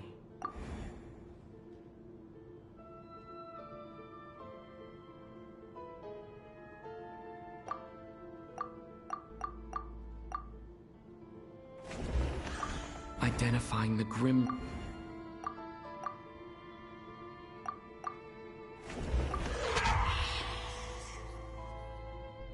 No doubt about it. It's Alosha. Looking back at how everyone has acted over the past few days, Alosha is most likely the Grim Reaper lurking among us.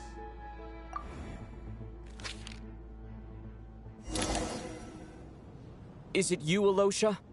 You were the first to discover the investigation report, and you had plenty of time to slip the note inside to mislead us. So? Surely you can't suspect me based on that alone. What if someone else found the investigation report first, slipped the note inside, and then put it back without telling anyone? There's no denying it.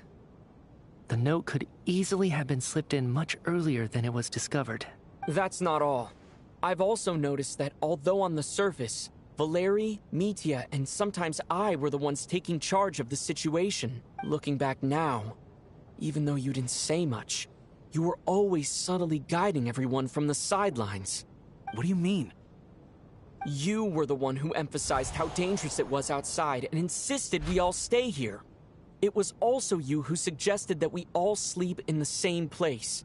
And earlier today, you tried to convince Patashka to stay. I don't understand why, but it was out of character. So, you didn't understand my intentions, and now you're assuming the worst. Seems pretty unreasonable if you ask me. He still won't admit it. Fine. Let's see how he responds to the most damning evidence of all. The biggest question I have right now is, if the Grim Reaper is impersonating Alosha, then where's the real Alosha? When did they switch?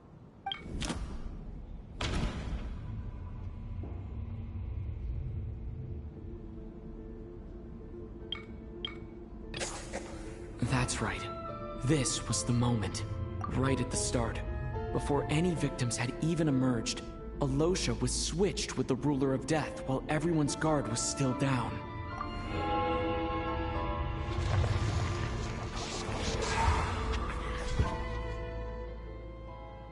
When all this began, right after the performance ended and the snowstorm began to pick up, no one suspected anything unusual. We just assumed we were snowed in. It wasn't until we discovered the bodies the morning after that we realized something out of the ordinary was going on. But it's clear now that the oddities actually started earlier than that, when Dimov walked into the snowstorm and never came back. Right. So Mr. Dimov was the first victim, not Sobolova and Torgov. And if we pinpoint that moment as the beginning of this incident, then one thing becomes clear. Alosha, you are the only person who walked into the snowstorm and came back without the help of Vodyanitsa's Requiem. More precisely, Alosha never came back at all. The one who came back was the Grim Reaper. Not bad. Well, since you've backed me into a corner, I suppose there's no point in keeping up the act anymore. Alosha? You're the Grim Reaper? I am no such tired cliché. Mortals should address me as the ruler of death. Before being wiped out for good, you identified the two deceased, and even sensed my presence. A commendable achievement. Far beyond what I expected. I heard you can ferry souls. Those deaths each night. Were they your doing? Your initial conclusion was correct. Due to the existence of the two deceased, the ley lines yearned to reclaim those long-lost souls. Every night they devoured an equal number of souls to fill the void. This required no intervention from me. Though, of course, ferrying souls is indeed my authority. Here, take a look.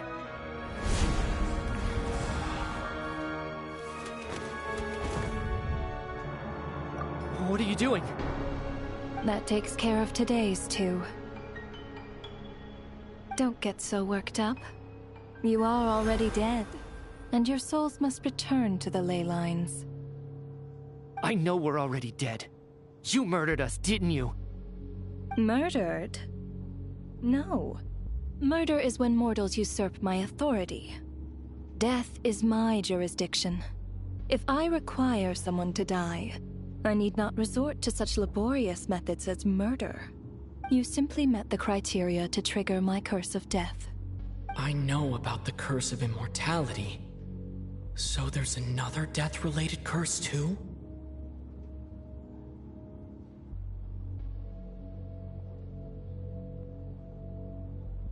You cursed us? When? And why would you do such a thing?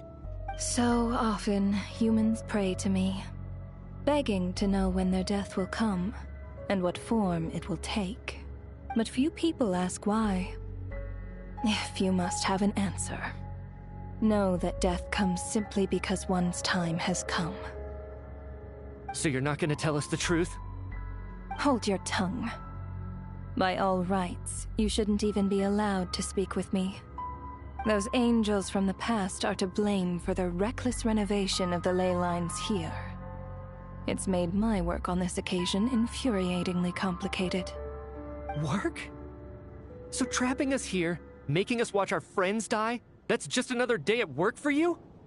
You clearly have a lot of questions. Fine. As a reward for your remarkable accomplishments over the past few days, I shall answer a few of your inquiries, provided they aren't too unreasonable. After the physical body dies, the soul must return to the ley lines for that person's death to be considered complete. My work encompasses the entire process of death, including, naturally, the guiding of souls into the ley lines, with which you are now so familiar. You must also be rather familiar with Natlan's Night Kingdom, I presume? It was I who supported the creation of the Night Kingdom. It provided a convenient means of guiding the souls of Natlan. Here, too, the ley lines connected to the theater underwent some modifications. The angels hoped to make them capable of accommodating the souls of some special creations. But this actually hindered their ability to accept ordinary souls to some degree. This effect manifested itself after you died from the curse in the theater, leaving you stranded in the afterlife, unable to achieve a complete death. But if souls who die from the curse of death fail to return to the ley lines within a short window of time, they will miss their chance for good. Then, they will remain forever suspended between life and death, no longer subject to the authorities of either. So if you don't resolve this matter soon, and see all our souls return to the ley lines before long, we'll escape your control. Mitya is sharp. This must be what Renova was worried might happen, and the reason she got involved to begin with. But if you have the authority to guide souls, why didn't you just show yourself and get it over with? Why hide among us in the form of Alosha? You seek to understand the mind of a god. Very well. I'll tell you. This is a theater, and I decided I wanted to watch a show about death. That's why I encouraged you to take the events to the stage. I found myself getting quite immersed. I suppose the entertainment you provided makes up for all the trouble you've caused me by being so defiant in the face of death. There. Are you happy with my answer? Can't say I am. Really? But it fits the stereotypes you humans have about gods. Just moments ago, you were complaining about how infuriatingly complicated your work here has been. Work is work, I get it. There are times when it's a huge pain, but you just have to get it done, right? That's a rather unique perspective for a human. You are in fact correct. There is a pain point in this case. Due to the obstruction in the theater's ley lines, there is a hard limit on the number of souls they can receive each day, making it impossible for me to ferry all your souls at once. Revealing my identity too soon would inevitably have led to futile resistance, and there was a risk that any souls who chose to run would disappear. Then there was the issue of the 2 lost souls you called the deceased. The way you resolved that quandary was all part of my design. That's what I don't understand. If all of us were souls of the dead, what made their presence among us special? For centuries, they have refused to return to the ley lines. exploiting the issues created by the angel civilization to resist being drawn in. Centuries of obsession accumulated during this process. You may think of this obsession as the resentment of the dead, and in this quantity, it was a bomb that could have detonated at any moment. It reached the point where I could not afford to leave it unchecked. But the only way to fix it was to help them acknowledge their own deaths, make peace with their regrets, and willingly walk into the snowstorm. Only then, with my guidance, could they finally return to the ley lines. Otherwise, you would not like to know what the consequences would have been. I vaguely remember seeing Batashka, but in the most terrifying form. Was that in a dream? Is that what would have become of her if she hadn't returned to the ley lines? I see your dreams brought you many revelations. So you see, death in fact grants wisdom to mortals. Souls connect to all things in the world and see the chain of cause and effect between them. It's nothing unusual. Anyway, giving psychological counseling to lost souls is not my strong suit. That is more of an angel's role. It was something I could not resolve directly using my authority, so I decided it was easier to leave the bomb defusal to you. Meanwhile, of course, their presence caused the souls of other members of your party to return to the ley lines each night. From where I stand, that was killing two birds with one stone. As both issues slowly resolved one another without me having to lift a finger, all I had to do was stay close by and keep the situation under control.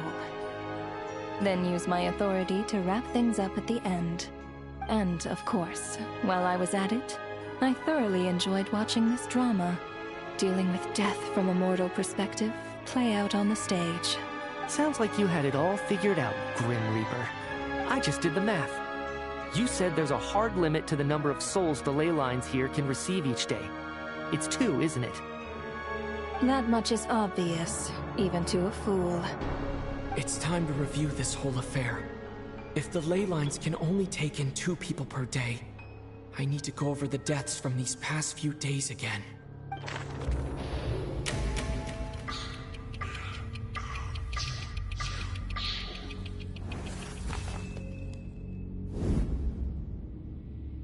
Looking back now, none of us had the faintest idea at the time. From the moment that staff member named Demoff walked into the snowstorm, the incident had already begun.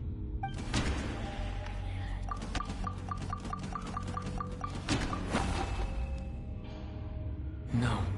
Let me...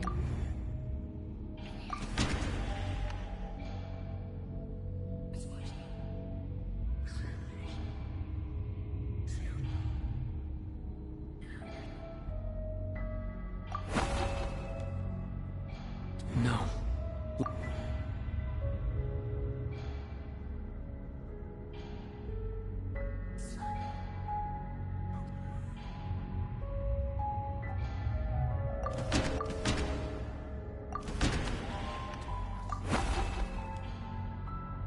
No.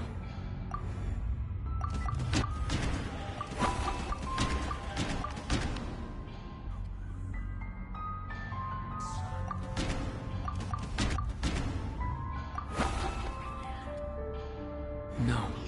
Let me... Alosha was the second to walk into the snowstorm after Demoff to investigate. During this process, the ruler of death assumed his identity, making him one of the victims.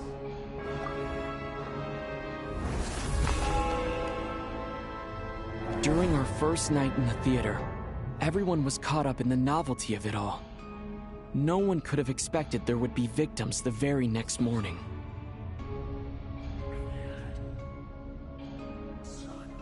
Despite all the confusion, and with the help of hindsight, we finally began to realize that something was amiss with the snowstorm.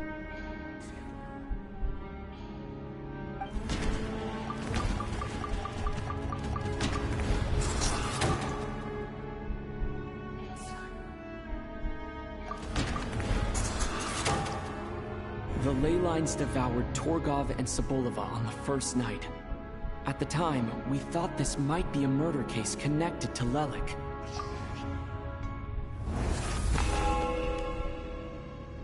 Odette and I spoke a lot that night. 3 people were on watch, but in the morning, we discovered that someone had fallen victim all the same.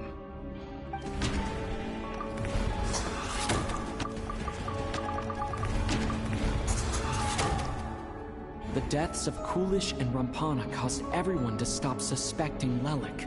Unexplainable phenomena occurred one after another, leading Mitya to suspect that we were caught up in a supernatural event.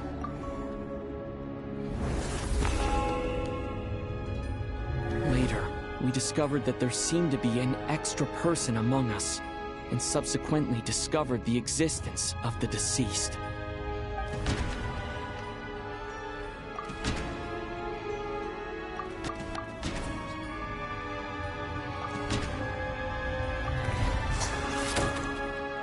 We thought it was all over, but Mr. Valeri's death was a rude awakening for everyone.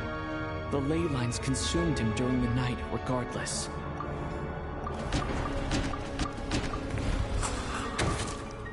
Mr. Schramm realized he was the deceased and walked into the snowstorm to return to the ley lines of his own accord. It turns out there really was a dead person among us. A lot happened today.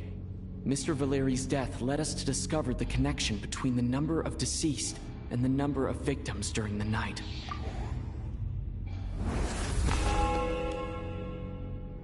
The fact that there was more than one deceased seemed to bring us back to square one. Odette revealed some information she had been keeping to herself.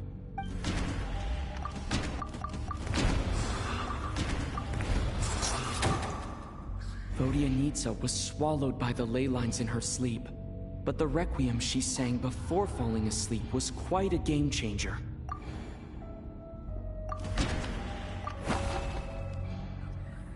Although Mitya did indeed walk into the snowstorm that day, he returned from the ley lines with the help of Vodyanitsa's requiem. The void in the ley lines hasn't been filled, so let's rule out Mitya for now.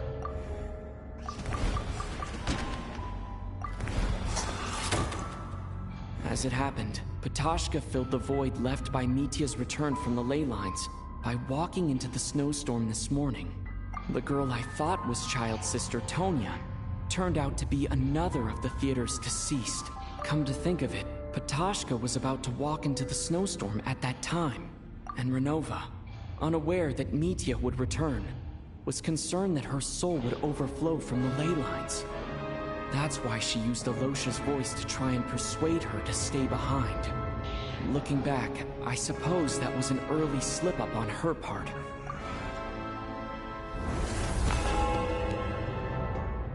No one could have expected anyone who walked into the snowstorm to return. But just after nightfall, Mitya returned, bringing crucial information with him. Various truths began to surface, including that all of us were already dead, and that the ruler of death was here among us. Then, after revealing her true form, Renova callously claimed 2 souls.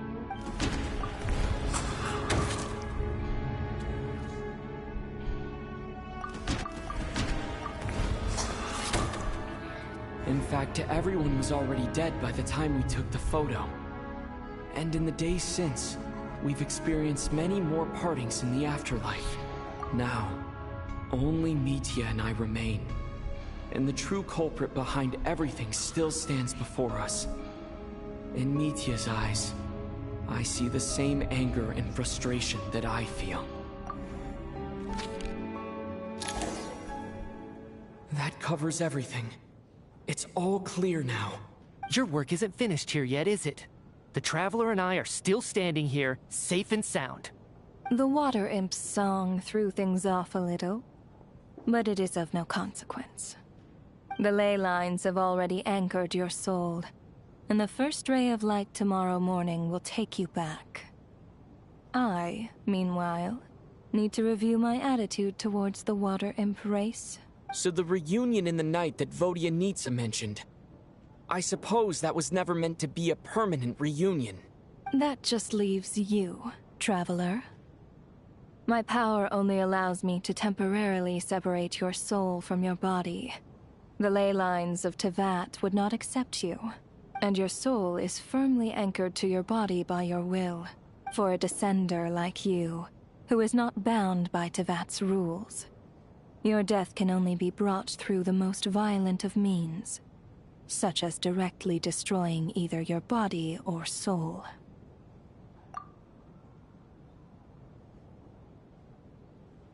I have no interest in involving myself with Descenders. For now. Although, this may change if Asmodee remains missing, or you insist on interfering with our affairs. One last question then. All our struggles and sacrifices here, they were meaningless from the very beginning, weren't they? Death abides no reason. Besides, what you call sacrifice is merely a concept created by humanity. To me, it is nothing more than a self-indulgent charade in the face of death. Mere mortals fantasizing that their actions could reclaim something from my grasp. A truly laughable idea. Grim Reaper, you really know how to get on my nerves. I'm not here to ingratiate myself with you. I kill merely because your deaths are necessary. Oh, you've made that quite clear. But humans don't take well to being scorned. Not even by the gods.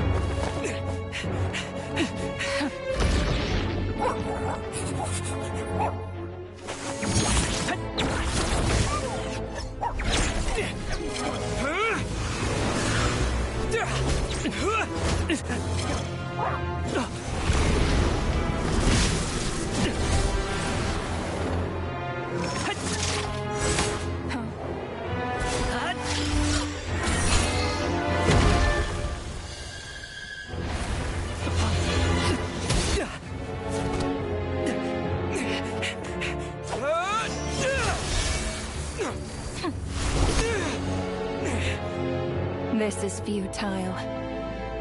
You must know that you are powerless against me in my own domain. I suggest that you save your strength. For what? Maybe we can't change it. But if nothing else, we can at least teach you to have some respect for the dead. Audacious.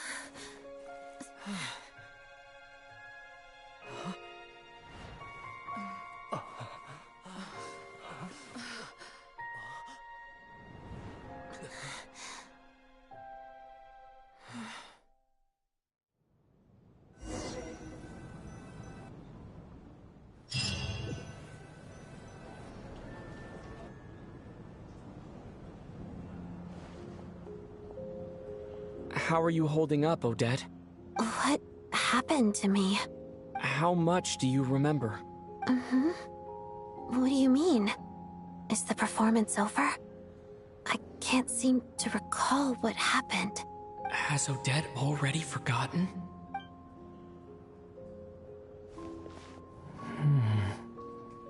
Mitya? Oh, I'm sorry. I guess I spaced out there for a second. Remind me who you are? Don't you remember anything? Yeah, I remember now, comrade. Looks like we guessed right. Just like me when Odette found me at the Armory Palace. For some reason, everyone killed by the Ruler of Death eventually came back to life. Just with one catch. They forgot what happened while they were dead. Odette and the others have already forgotten everything. Why were you able to remember this time? Could this be the reason? You said this is the Ruler of Death's symbol, right? I don't see anything there. You don't? Huh. Okay, I guess that makes sense. I carved this into my hand in the afterlife, so it's not visible in the physical world. Does that mean I carved this symbol into my soul? What an unsettling thought. Still, at least I get to remember what happened. I suppose it's a blessing in disguise. What about you, though? The Ruler of Death mentioned that you're a descender? Is that why you can remember? A full explanation would get complicated very quickly. But that's essentially it. Well then, now that it's all over, let's figure out what we've learned. The first thing I notice is that everything here is precisely as we left it, right before our deaths. This confirms that time passes differently in the afterlife than in the real world. They say that right before death, time slows down, and your whole life flashes before your eyes. That must be how you know you have one foot in the afterlife by that point. Anyway, clearly the few days we spent in the afterlife probably only amounted to a few short minutes in the real world. This also aligns with previous reports of widespread temporary memory loss among the Armory Palace personnel. Now it seems likely that those were all brief deaths caused by the Grim Reaper's so-called curse of death. To those unaware of the truth, dying and coming back to life must feel similar to a short bout of catatonia. This leaves me with a couple big questions. What are the conditions that trigger this so-called curse of death? And why are we resurrected after we die? If nothing else, I think it shows that killing us wasn't her ultimate goal. We still don't know her true reasons for subjecting us to death. Right. This time only got complicated because of the situation with the theater's ley lines. That's why she had to approach it differently. If the previous incidents of amnesia among the researchers are anything to go by, killing us is usually a pretty routine matter.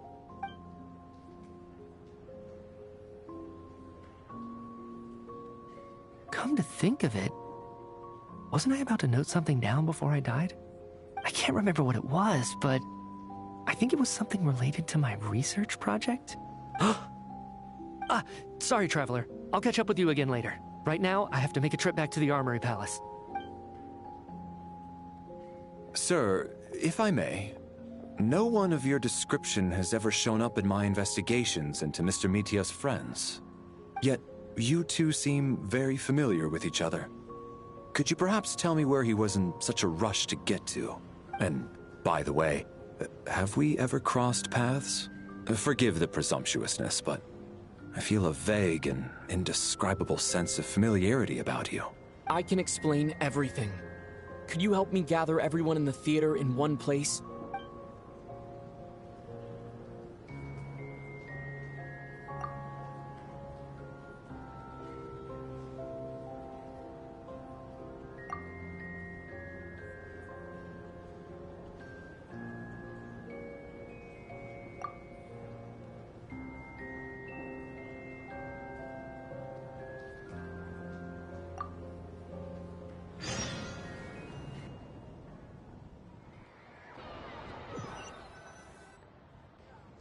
So, Chuganov really is going to shut down the factory.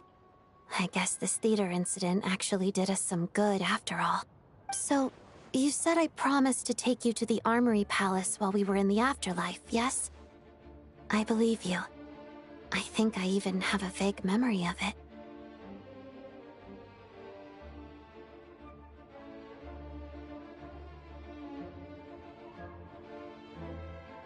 Agreed. Let's check in on her first. The whole reason for our trip to the Armory Palace anyway is to figure out what's going on with her health.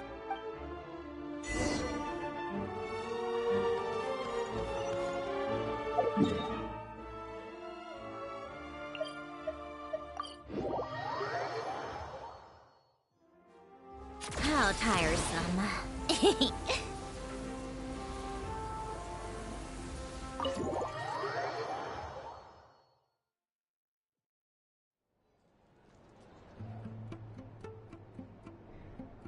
I'm finally back, even though a long time has passed from my perspective. As far as Paimon's concerned, I probably just went out to watch a very short show. I should keep my emotions in check when I see Paimon again, or it'll seem weird. Wait. The atmosphere here feels off. Shh. Stay quiet. Let's go inside and take a look. Have we still not been able to notify Child yet? We need new orders. What if that person comes back again?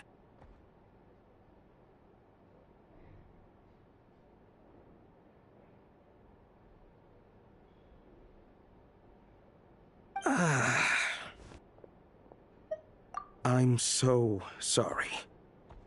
Under the circumstances, there was really nothing we could do. Tell me, what happened to Paimon? It was the Jester. He came here in person and escorted Miss Paimon away. He's the director of the Fatui. His authority supersedes all others and cannot be questioned. There was nothing we could do. How long ago did he leave? And what was Paimon's status?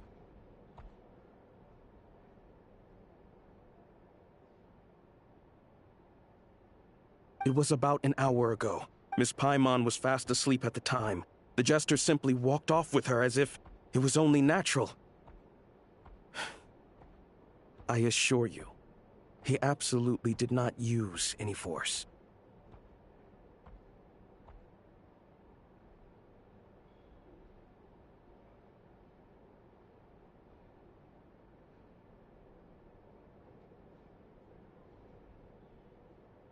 Do you know where they went? The Armory Palace, most likely. Lord Piero, the Jester, has been overseeing the experiments there lately, keeping a close eye on their progress. Everyone in the Fatui has heard about it by now. I'm surprised he came in person. Whatever his reason for taking Paimon, he'll most likely return to the Armory Palace first, which is exactly where we were headed anyway. Then lead the way, Odette. Okay, let's go.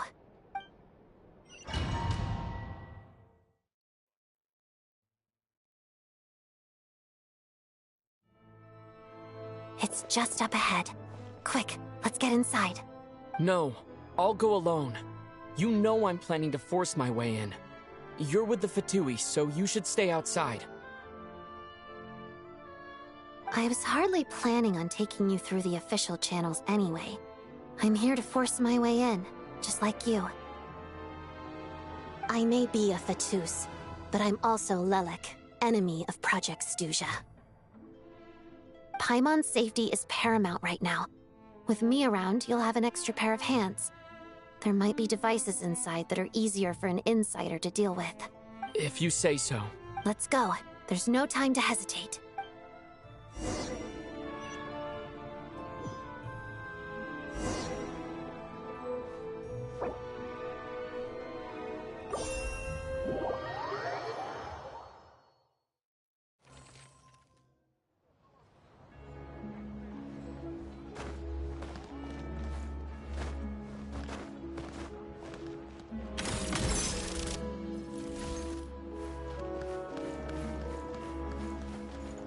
Yeah.